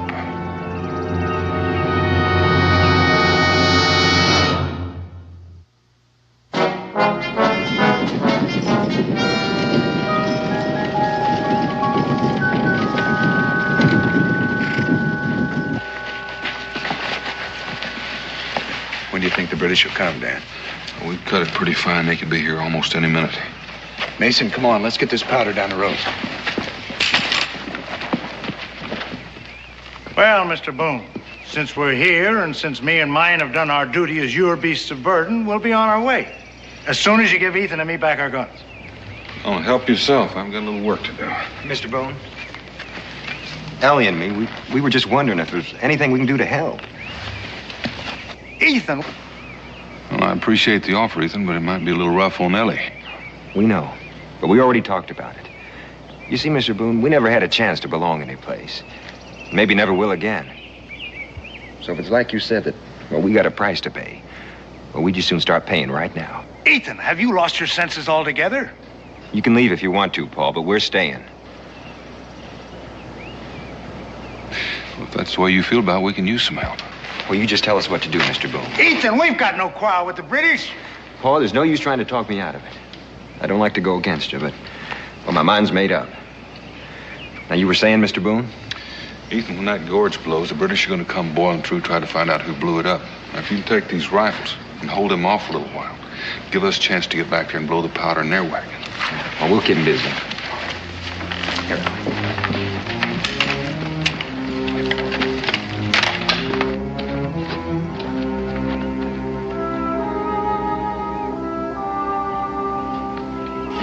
Ethan? Paul, there's no use. I don't like to go against you, but, well, my mind's made up. Well, I heard what you said to Mr. Boone, and I realized for the first time how I've messed up your lives. Sure you didn't mean to, Paul. So, if you could trust your old man just one more time, I'd like to get on and see if I could help Mr. Boone.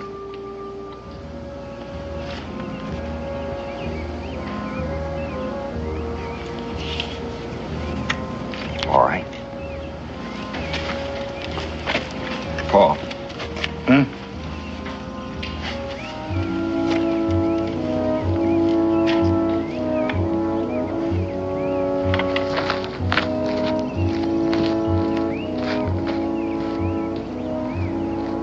You still here? Mr. Boone, I've been shamed in front of my son, but I'd like to make it up some way. So if it's all right with you, I'll be your lookout. Come on. Hope it's us he's gonna look out for. Well, the worst he could do would be to join up with the British, and that might be a big help to us.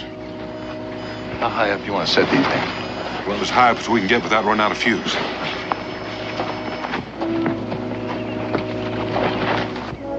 Ethan, Hmm? I'm real proud of you. Proud of me? For what? For standing up to your pa the way you did. Guess I should have done it a long time ago.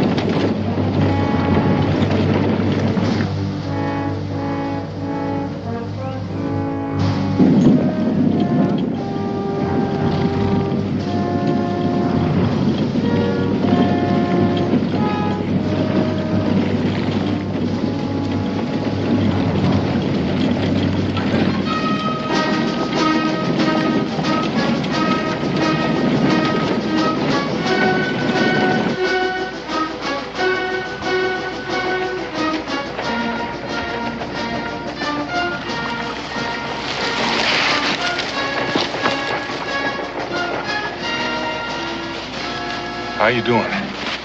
I'm ready. Just about set.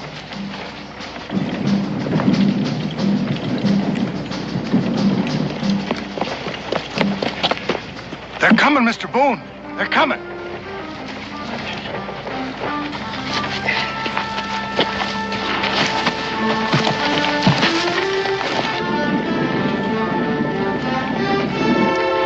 Get on around the rock now. They'll be coming at us any time. I'm staying right where I am. And you know I can shoot as good as you.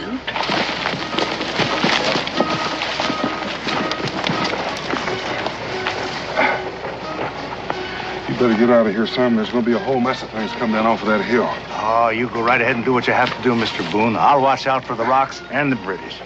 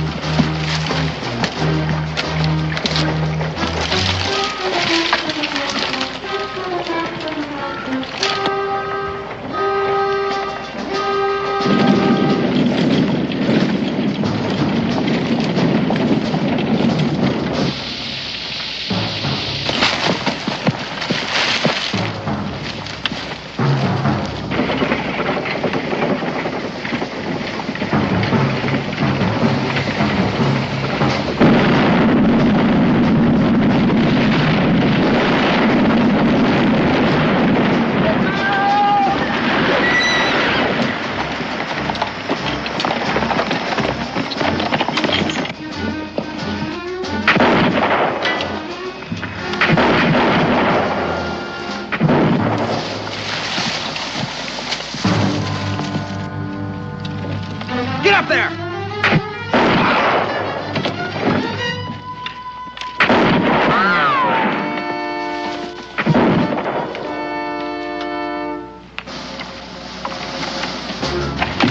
I want to stay here and go up with the wagon.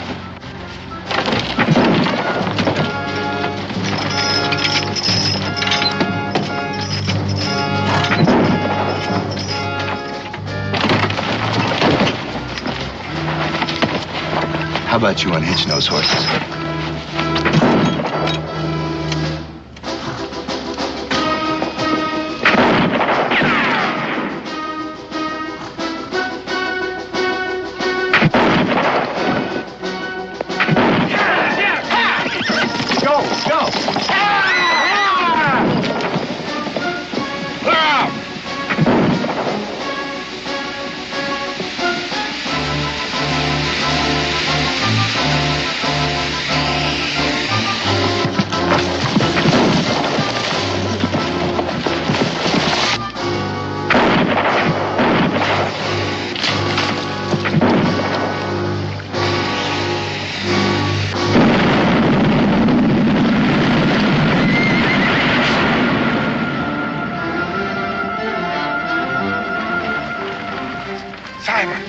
Get out of there!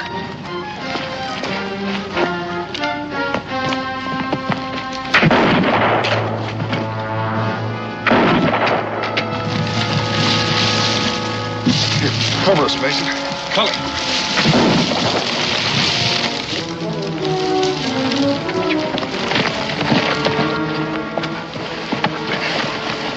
Here, take this. Oh, what's the matter? You blind? Cully!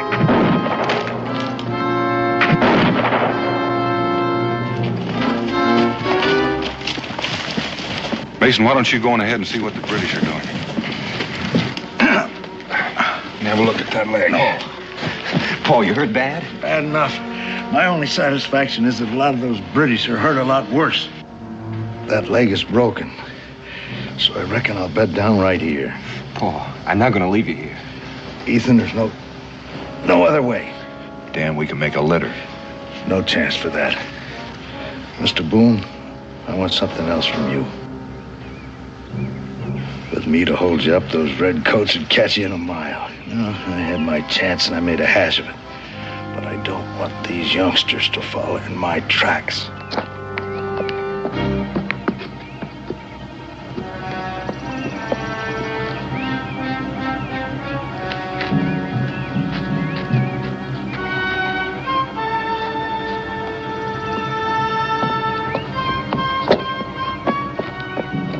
You were right last night. These youngsters have a right to a home and a chance for an education. And I want you to promise me to get them out of here safe and sound. You're a stubborn man, Simon. He'll have a home. I promise you that. Daniel, we better get moving. Leave me a couple of guns and I'll hold them off till you get in the clear. All right. So long, Simon. Goodbye, Mr. Boone. You know, in some ways, it's been nice knowing you. Uncle Simon. Oh, Ellie, now, don't feel bad. Come on. Get going. Ethan, take care of him. I will, Paul.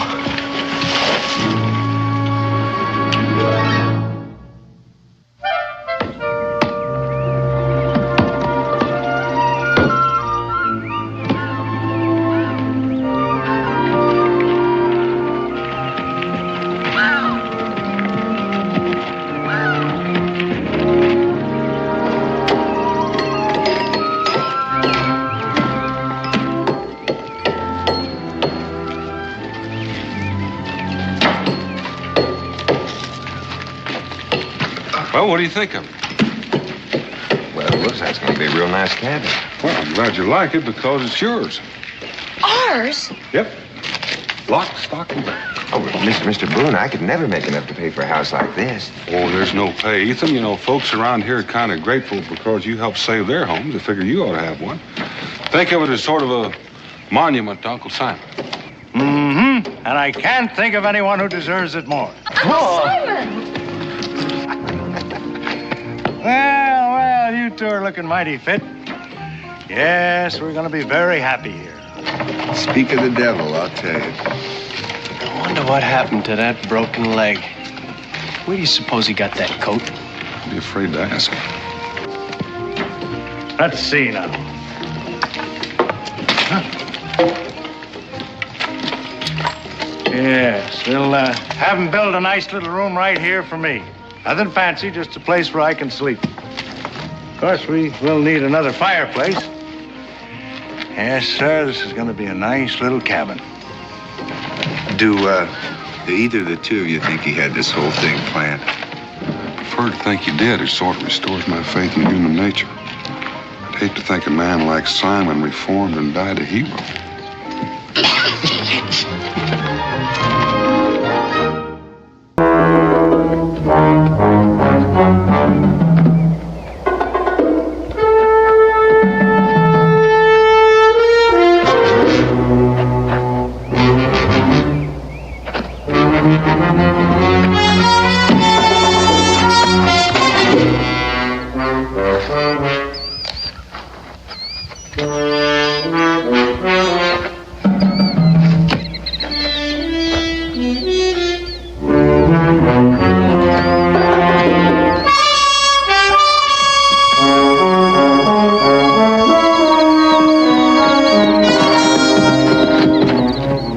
We're getting close, boys. Let's spread out. Remember, don't use your rifles unless you're forced to. They want him to stand trial.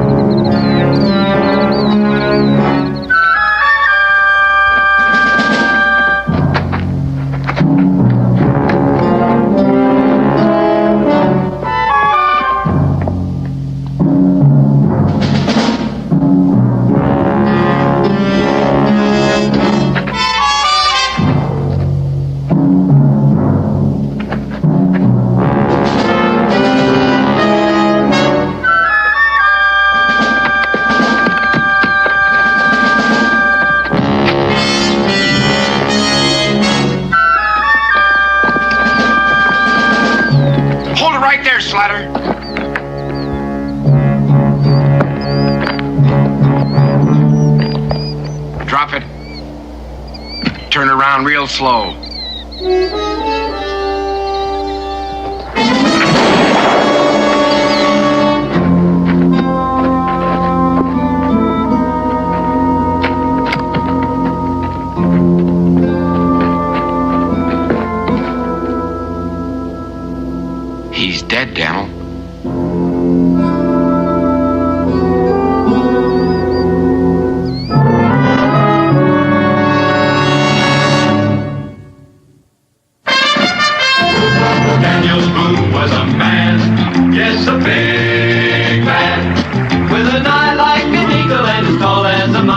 was he. Daniel Boone was a man, yes, a big man. He was brave, he was fearless, and as tough as a mighty old tree. From the coonskin cap on the top of old Dan to the heel of his rawhide shoe, the rippinest, roaringest, fightingest man the frontier ever knew. Daniel Boone was a man, yes, a big man, and he fought for America to make all Americans free. What a Boone wanted to do and what a dream come true was he.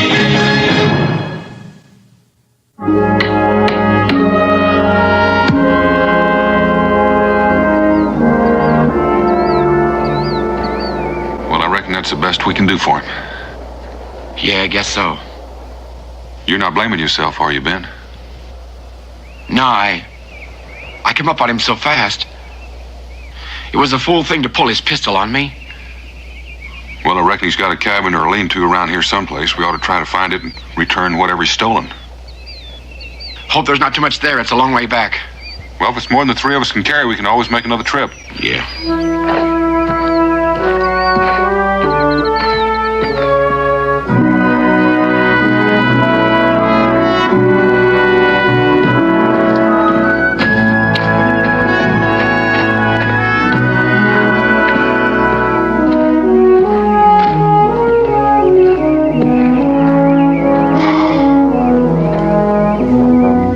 His? Only one way to find out.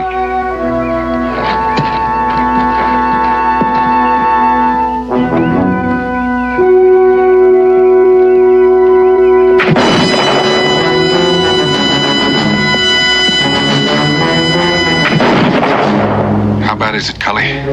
Oh, it's just a flesh wound, Dad. Do you think you can help with the loading? Yeah, leave it to me. I'll manage. Ben, you just keep him busy. Right.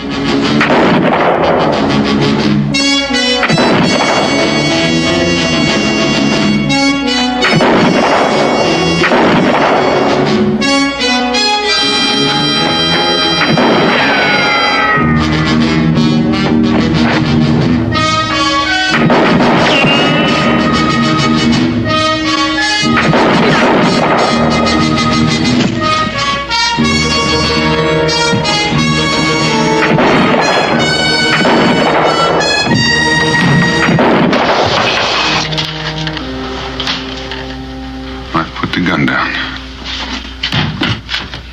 Outside.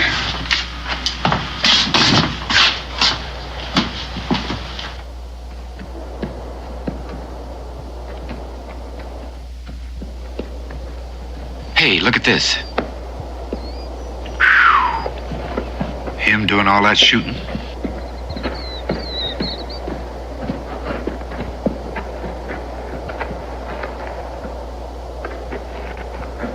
Who are you?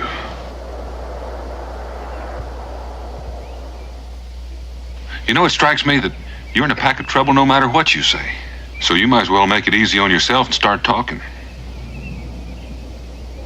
Which one of you shot my pa? I seen you. I heard the shots from the cabin, so I come out to see what was happening. And I was there watching all the time when you buried my pa. And then I heard you planning to come rob our cabin. Rob? We weren't going to rob you, boy. It was your pa that... Cully? What's your name, son? Come on, what's your name? Luke. Luke. Luke, I'm Daniel Boone. This here's Cully and that's Ben. You may not believe it right now, but we're your friends. I still want to know which one of you shot my pa. I did. Why? If I hadn't of, he'd have killed me. I don't believe that. Luke, it looks to me like you've been picked by the Lord to be a man before your time. A young boy like you can't be expected to handle the kind of truths you gotta face. My pa never hurt nobody. It's a terrible thing to have to learn about your pa. But we were after him because he robbed and killed a man. That ain't true. My pa never do that. And you killed them because you're murderers. You hear me? You're murderers.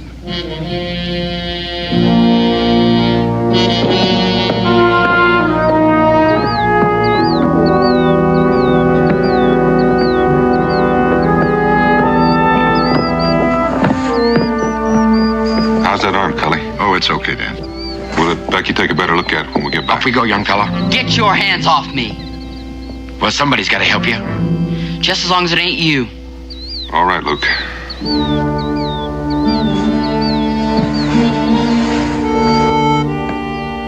Go over here.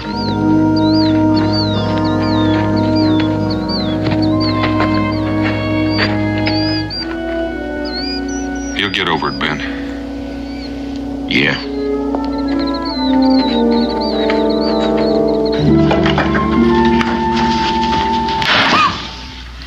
Israel, you're gonna scare me right into old age if you don't stop slamming that door every time you come in and out. I'm sorry, Mom.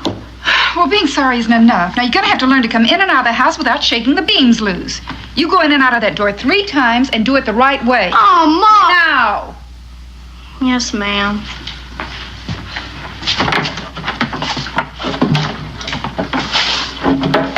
One. 2. 3. And one more time for good measure. Yes, ma'am. Hey, Mom! Pa's home! Pa! Did you catch him? Did you catch him? We'll talk about that later, son. Hi, Dan. Rebecca. Oh, it's good to have you home. Dan, Cully. Hi, Rebecca. And who's this? Well, his name's Luke. Hello, Luke.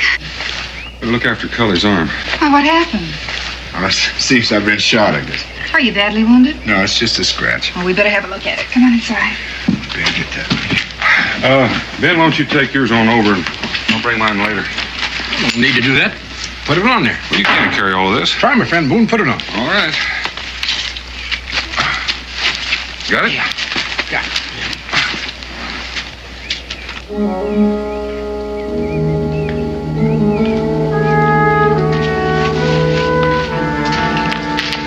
Come on, boys. We better go inside.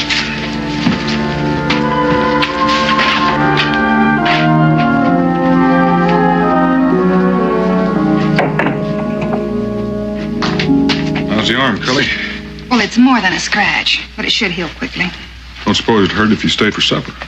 Oh, thanks, Dan, but I got so much work at my place. If I don't get started at it soon, it's going to be living there instead of me. Now, Cully, you'd best take care of that arm and not use it too much at first. Oh, I think it'll be all right. My name's Israel. Thanks, Rebecca. Dan, I'll see you in the morning. All right, Cully. Luke? See you. See you, Kelly. Israel, why don't you take Luke out there and show him where to wash up before it gets too dark? Sure, come on.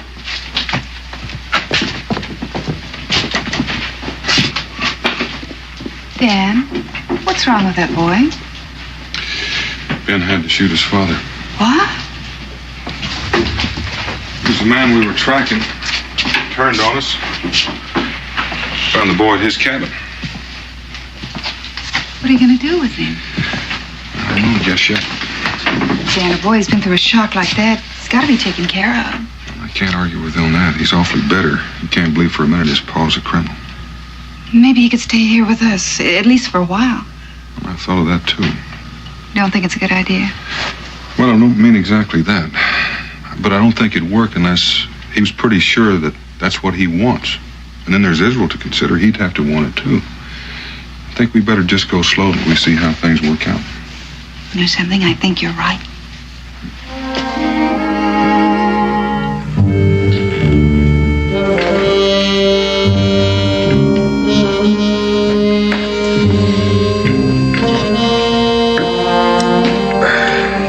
Luke, you're not eating much. I'm not hungry. Suit yourself. Have you got any kin hereabouts? Kin? Aunts, uncles, cousins? No. It was just my pa and me. I reckon we'll have to figure out what happens to you now. Why don't you send me to jail for shooting your friend? I reckon I could if I wanted to, Luke. Is that what you want me to do?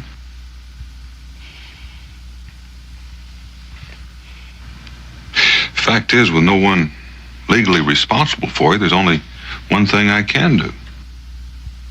What's that?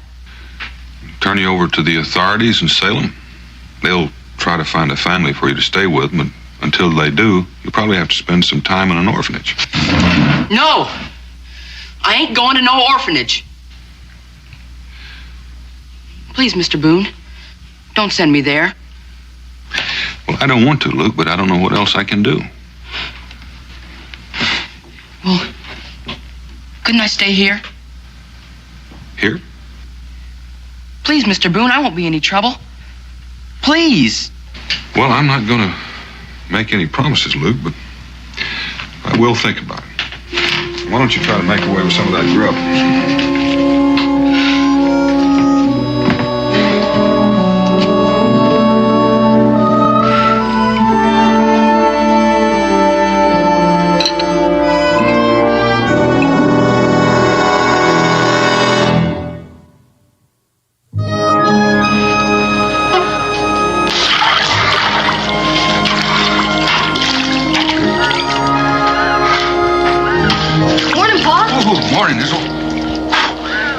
Where's Luke? He's still sleeping. Well, I guess he needs it. That boy's been under strain. I figured that, so I let him sleep in my bed. I slept on the floor. Real good of you. You know, Israel, Mo and I had a talk about Luke last night, but we didn't want to decide anything until we knew how you felt about his staying with us, Mo. I've been thinking about it. Well, it's important for you to be completely honest, Israel. I know. Friend Boone. Good morning, Ben. Morning, Ben. Morning. Have a nut. Thank you. How's Luke doing? Oh, better, I guess. Could I talk with you a minute? Sure. Excuse us, Israel.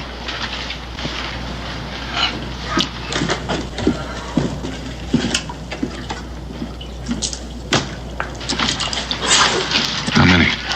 Well, no telling. Could be at least a company. I was afraid they might try something like that. Well, I'll go with the fort and have a look around. Thanks, Ben. See you later. Well, young man, about finished? Pa, if you and Ma decide it's all right for Luke to stay with us, so do I. You know it means sharing your room. I know, but... Go on. Well, it's been on my mind sometimes that, you know, we've had a lot of trouble with the Indians and the Redcoats. If something happened to you and Ma, I'm trying to say is, if I was ever an orphan, I should want somebody to take care of me. Well, I'm sure glad to hear you say that, Israel. Because we're all going to have to be extra understanding. How do you mean? Well, you know, Luke loved his pa. And he wants more than anything, especially now that he's gone, to be proud of him. So much so, it's more important than the truth. But someday he's going to have to face it. And until then, we're all going to have to be extra understanding. You want to go and tell him? Sure. You get in there. Get in there.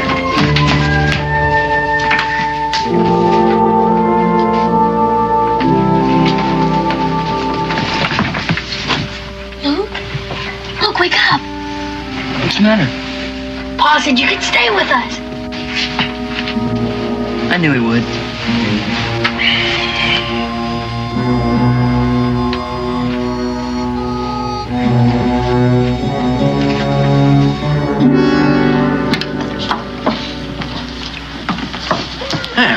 Daniel?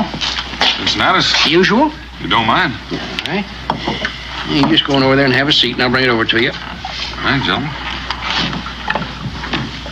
Hey, excuse me, gentlemen.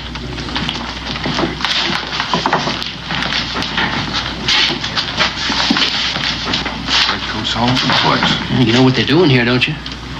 Blocking Cumberland Pass. That's right. There ain't nobody gets into Boonesboro that ain't questioned and searched.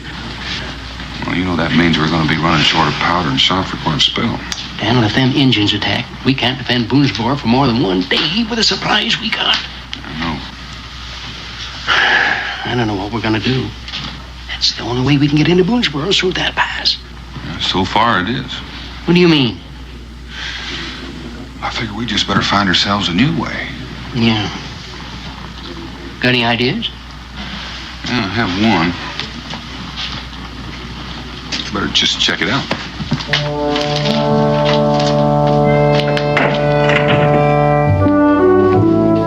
Dan, will you be gone long? Oh, not long, maybe just overnight. Well, is this new situation with the British really serious? It could be if my plans don't work out. You boys getting along all right? You already got the spare bed put in.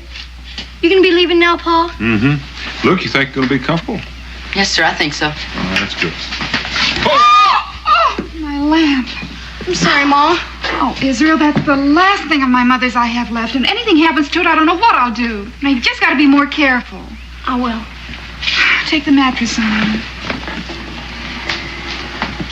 Oh, I must confess, I wish you weren't going. Are you worried about getting along with Luke? Oh, I suppose not. You get along with him so great. Well, don't worry, I won't be gone that long. Take care. I will.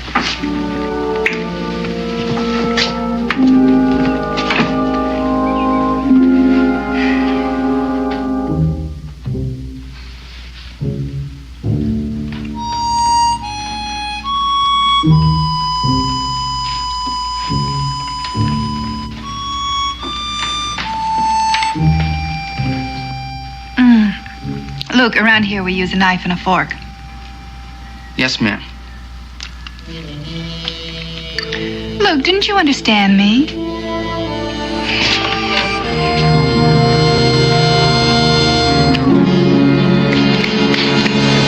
Luke! Where are you going? I'm going to bed.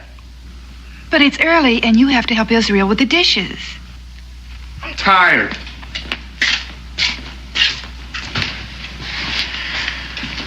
I don't understand. I want to go talk to him.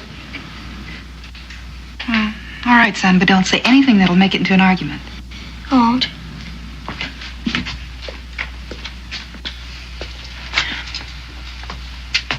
Luke, what's wrong? Wrong? Nothing's wrong. Sure don't act like something's wrong. Was I? Sure. Didn't even make up your bed. It's not my bed. This is my bed. No, it's not. You gave it to me. For a night. You didn't say it was just for one night. Well, I didn't think I had to. Where I come from, people don't give things they're going to have to take back. Well, guess it's all right.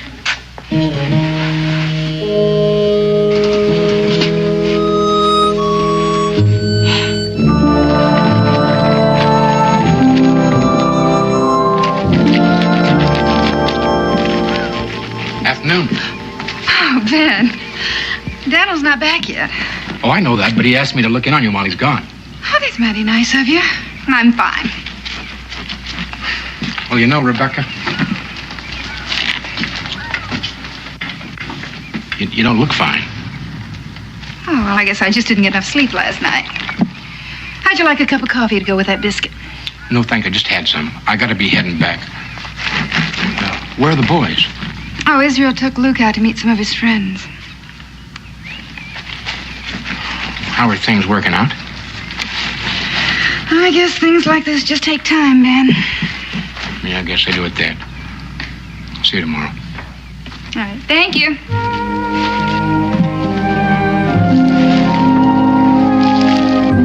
So, Luke's gonna be staying with us. How old are you, Luke? I'll be 13 next Monday. Well, I'm 12. So is John there. I'm still 11. I heard about your pa getting killed. What'd you hear? Just that he got killed. Luke, are you having a birthday party on Monday? No, Why not? never had one yet. You've never had one? So I just said. Gee, that sounds wrong. Maybe it is, but I still ain't never had one. Would you like one? Don't go to no trouble for me. Why not? Because I know what you think of me on account of what they say my pa was. That has nothing to do with you. What doesn't? Well, whatever your pa was. Sure. Just because he turned out bad doesn't mean you have to. Don't you ever say that! I didn't mean it! Don't! What's wrong with you?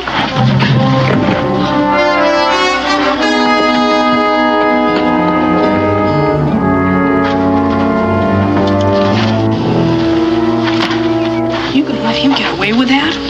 Yeah, guess I am. If he came at me like that, I'd sure give him a hit he wouldn't forget. It has nothing to do about Israel being afraid, has it, Israel? No, it's just that... Well, I'm supposed to help him, but I don't know how. What's the matter? I fought with Israel. Why? I can't explain it. Well, is there anything you can explain? I don't know what you mean. I mean, a terrible thing has happened in your life by losing your father. We understand that. And we want to help you, but we can't unless you allow us. Can I go now? After you promise me something. What? That you'll try to let us be your friends. Friends? I don't have any friends. It's not true, Luke. Yes, it is. My pa didn't have any either. People lied about him. They called him a thief and a killer. And that friend of Mr. Boone's, that Ben, he shot my pa. And now you owe it to me to take care of me. We don't owe you anything. Yes, you do. You owe it to me. You owe it to me.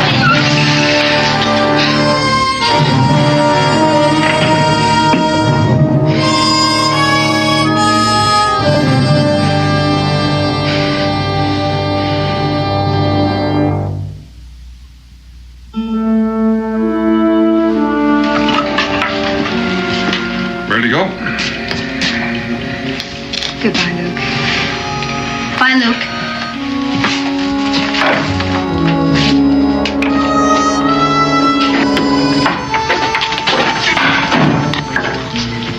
How long you figure I'll have to spend at the orphanage? Orphanage? Ain't that where we're going? Oh, I haven't thought about it. Well, where are we going? The fort. Why? Well, Luke, I guess this is as good a time as any to talk about. You know, there are a lot of things I could say about your abusing our hospitality, or even being ungrateful. And most folks would agree with me 100%. But you know something? They'd be wrong. They would? Yes, sir. They just wouldn't take into account that you're the kind of boy that just can't stand getting favors. So I'm taking you someplace so you won't have to say thank you to a single person. I don't understand. Well, Luke, you know, we asked you to come and live with us for a while, and we took on a part of your responsibility. And I'm not sure that was entirely fair to you. Now, you're a big boy, and you're able to earn your own keep. And I think maybe you'll be able to learn a lot of things a lot quicker. Things you're going to have to learn. Come on. All right. There you are, Luke. You can just put all this stuff in the storeroom. Gladys, I sure do appreciate this. Oh, it ain't cost me much. You got a place in the back you can stay there. And besides, I can use the help. Well, it's good of you to say that. You know, he wasn't happy with us. Of course, that made Rebecca and Israel unhappy.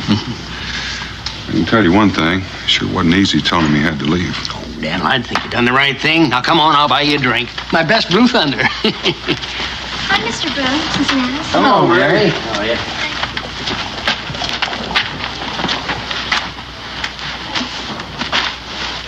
Hi, Luke. What you doing? What does it look like I'm doing? Working, I guess. That's right. Do you mind if I ask why? No. I have to earn my own way.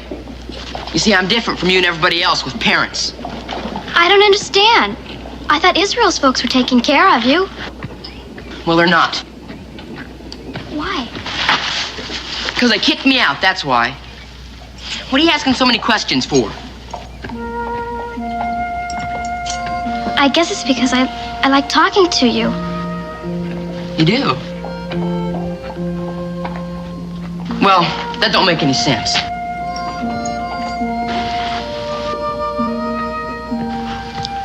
Does it have to make sense to like somebody? You got no reason to like me, is what I'm saying. Well, that's sure the truth. You're about the meanest boy I ever met. Yeah, well, maybe so. But I got my reasons. On account of your pa dying?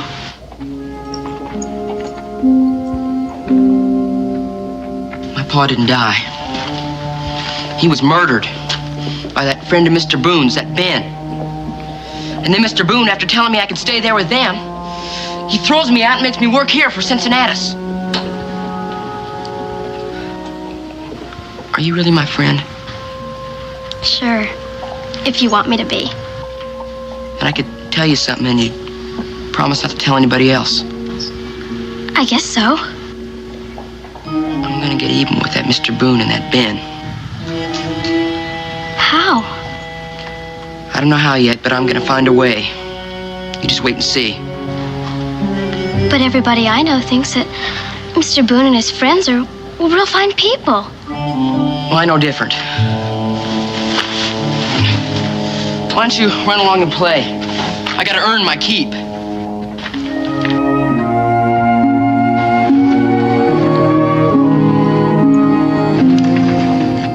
Wouldn't have to tell him anything. Just invite him. Well, how do you know he'll come? It'd sure be an awful lot of trouble to go through for nothing.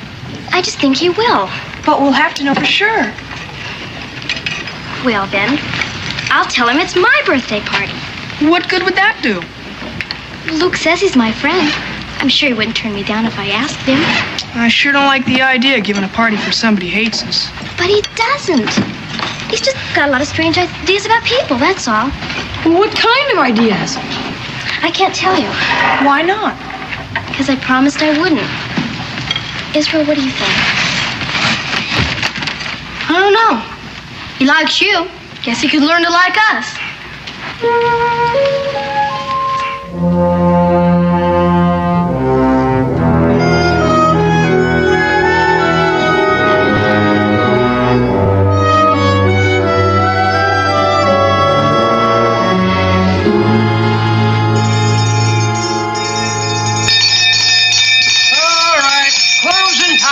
Closing time. All right, come on, drink up, everybody. Oh, come on now, Dad. Let's fill them up one last time, eh? Now, rules is rules, and if you don't stick by them, I'll have to tell your commanding officer to declare this here tavern off limits. Oh. Now, come on, drink up, and good night, everybody.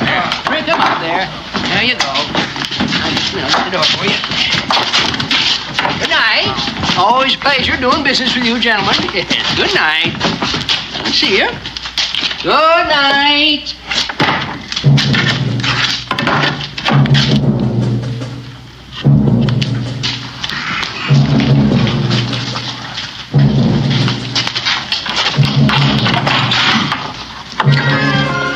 Everybody able to make it? Most of them.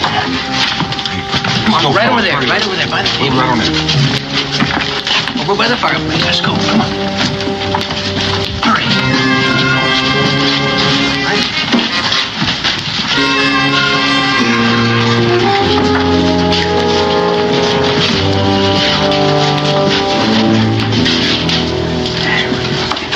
Most of you men know the British have blocked the Cumberland Pass. And that means the supplies that we need to defend ourselves against the Indians or even Boonesboro are going to have to come in another route. Now, wait a minute. Now, there isn't any other route. Cully, I intend to make one. Now, I figured that we can put a bridge across Devil's Gap, but it's going to take me a couple of days to string a line and set the ice. String a line? Wait a minute, Dan. That's the roughest part of the job. Well, that's right. Now, that don't seem fair for Daniel to have to do all the dirty work. You want the job, Cincinnatus? Well, now, I appreciate your concern, but it's my idea. I tell you what, Daniel. You work the first hit, and we'll draw to see who works the second. Fair enough? That's right. Cully, I don't figure your arm is well. Oh, it's all right, Dan. There's no need to take a chance. Everybody take one. Come on. Hurry up. Here we go. Everybody got one now? Right. Well, unless I'm mistaken, Ben, you and I are going to do some rope tricks. Me and my big mouth. Well, it'll take us a couple of days to get those eyes in, and then we're going to need all the rest of it. I figure it'll take about a week to finish it.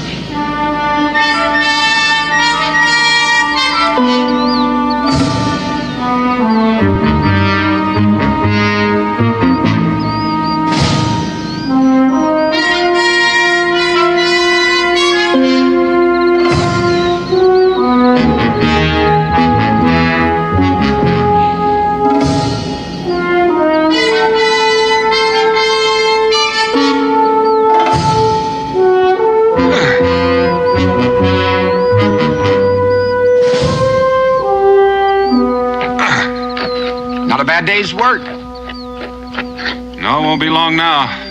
Sure not happy about tomorrow being Sunday. Gives me a whole day to think about being strung across that gorge. Well, let's get home before it gets to be dark. Let's go.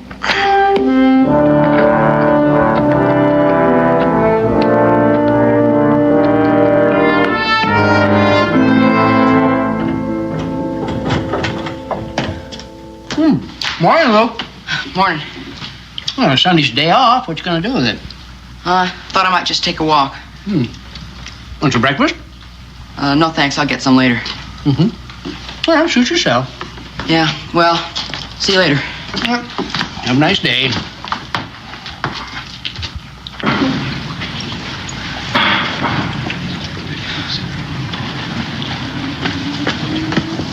Hi, Luke. Oh, hello, Mary. Just coming over to see you. Where are you going? Well, I just thought I'd take a walk. Can I go with you? No. I mean, I got a lot of things I want to think about. That's all right. Well, I'll see you later.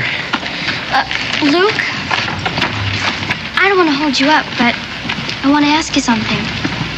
What? It's my party tomorrow, and I'd like you to come. Your birthday's tomorrow? Yes. I mean, we have the same birthday? I guess so. Well, who all's coming? You know. Israel and Sam and Ethan. And a few others you haven't met. Well, I'd feel kind of funny. Well, Luke, if you're going to live here in Boonesboro... Well, I ain't living here because I want to. Oh, all right. But, Luke, it'd mean a lot to me if you'd come. You will? Well, why? It just would. Why do I have to explain everything? Well, all right, I'll be there. Listen, I want to get going, so I'll see you tomorrow.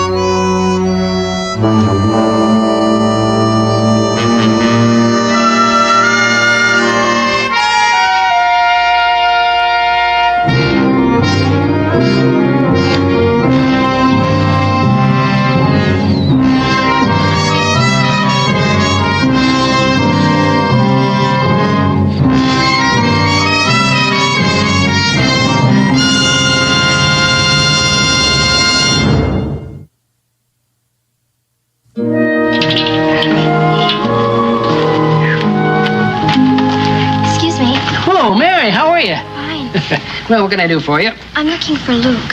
Oh? See, we're giving him a surprise birthday party at the schoolhouse today. Is that so? Yeah, and I wanted to make sure he remembered. Well, he didn't say nothing to me about it. Well, he's supposed to think it's my party, but it's really for him. Is he here? Well, he's inside working. It's all right if he goes, isn't it? Oh, sure. Just go right ahead inside. Thank you.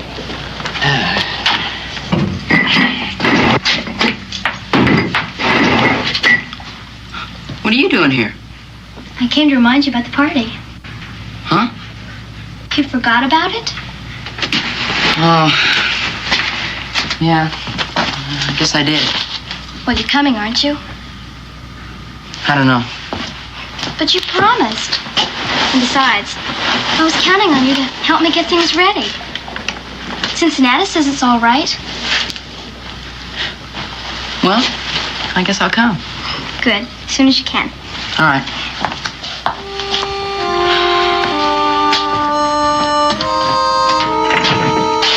Yeah, what happened? What happened?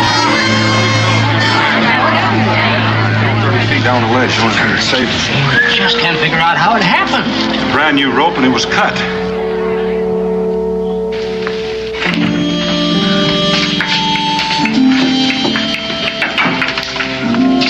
Come over and hold this, would you? Sure. Looks like you're about finished. Well, you're late. Took me longer than I figured. That's all right. The real reason I wanted you here early is I have to talk to you. What about?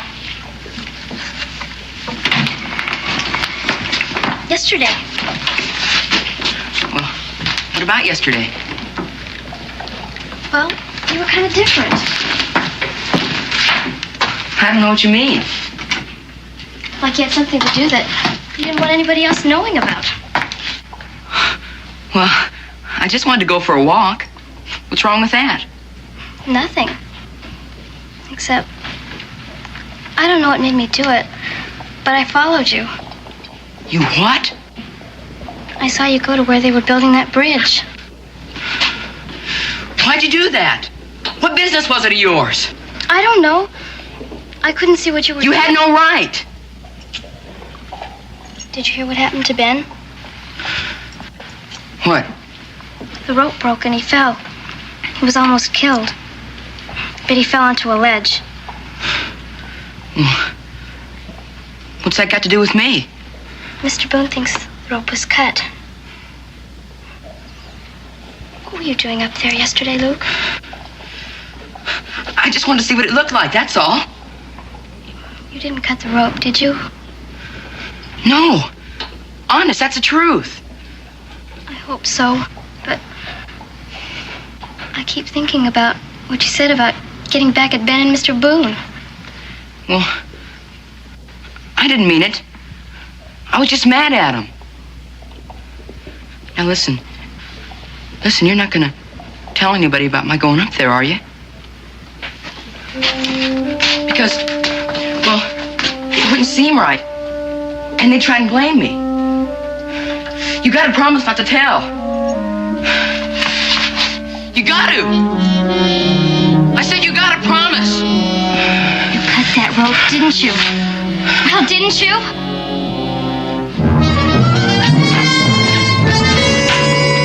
Hi, Luke. What's wrong with him? Something must have happened. I knew he'd wind up doing this for nothing. Let's go see if Mary knows what happened.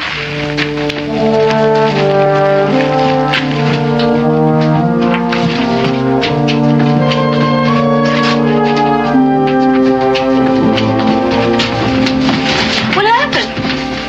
You tried to make me promise not to tell. What are you talking about? I saw him go up to the bridge yesterday. He was doing something with the rope, but I couldn't see what. You mean he cut the rope? And he tried to make me promise not to tell. Listen, you and Mary, go try to find my pa and tell him what happened. The rest of you, come with me. I think I know where he's headed.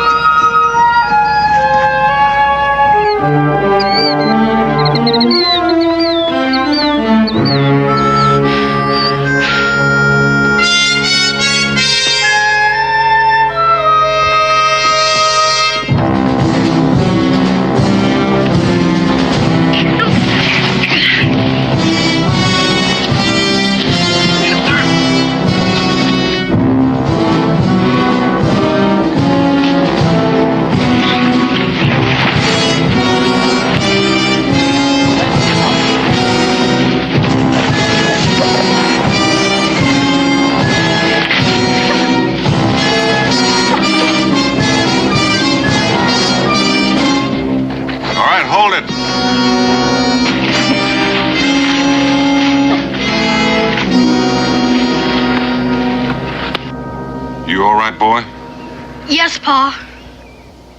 You got anything to say, Luke?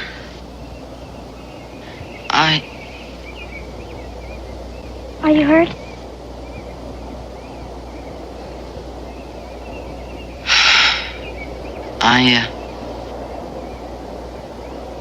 I guess I kind of ruined your birthday party. Wasn't her birthday party. It was yours. Mine? It's supposed to be a surprise.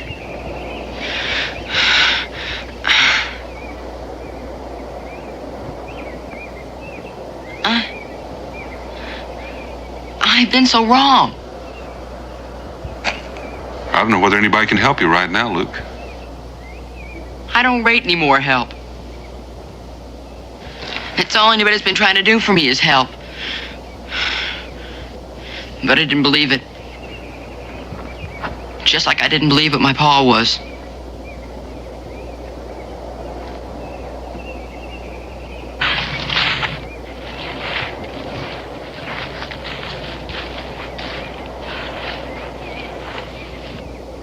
You know about your pa now? I did for a long time. But I couldn't admit it to myself because I was so ashamed. I'm sorry.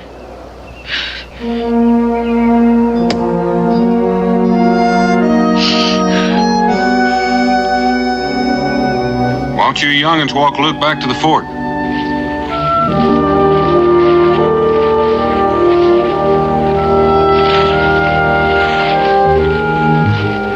Pa? What's gonna happen to Luke? Oh, I don't know, Israel. But he's gonna be all right. He faced up to an awful lot of truth today. You know what? What? I never did like Luke. Not once. Till just a minute ago.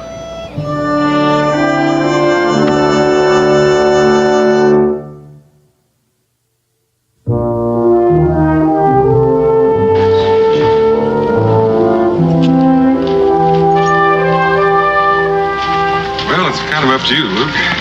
The Mosses are a fine family, and they're willing to adopt you as one of their very own. Well, I don't know what to say, Mr. Boone, after all I'd done. Especially to you, Ben. Well, it's all over now. Hey, we got that bridge built. Well, do you want to live with the Mosses? Sounds like a fine idea to me. All right, I'll go over and give them the good news. Yes, sir. Thank you, Mr. Boone. You too, Ben. Sure. Friend Boone, I'll walk a ways with you. Fine, Ben. You get a long swell on that leg. Oh, hello, Mary. Well, Haven't seen you around in a while. it's not my fault. I've been here. Yeah, I guess you have. But you never even once came out to say hello. Until today. Well, I figured maybe you wouldn't want to talk with me. I got nothing against talking to you, Luke. It's just that a girl gets kind of tired of always having to be the first one to say hello. Yeah. Well, I'm glad we're talking now anyway. So am I. There's something I've been wanting to tell you. Oh? What's that? Well, it's just that I'm sorry for what I did and what I said at the party. Well, you ought to be. I am. I forgive you. That's good. I'm glad to hear you're still working for Cincinnatus. Yeah. And Mr. Boone says the family's going to adopt me. That's great. Well, I better be getting on with my work. Yeah, I'll see you again. Mary? On your birthday, I'm going to give you a party.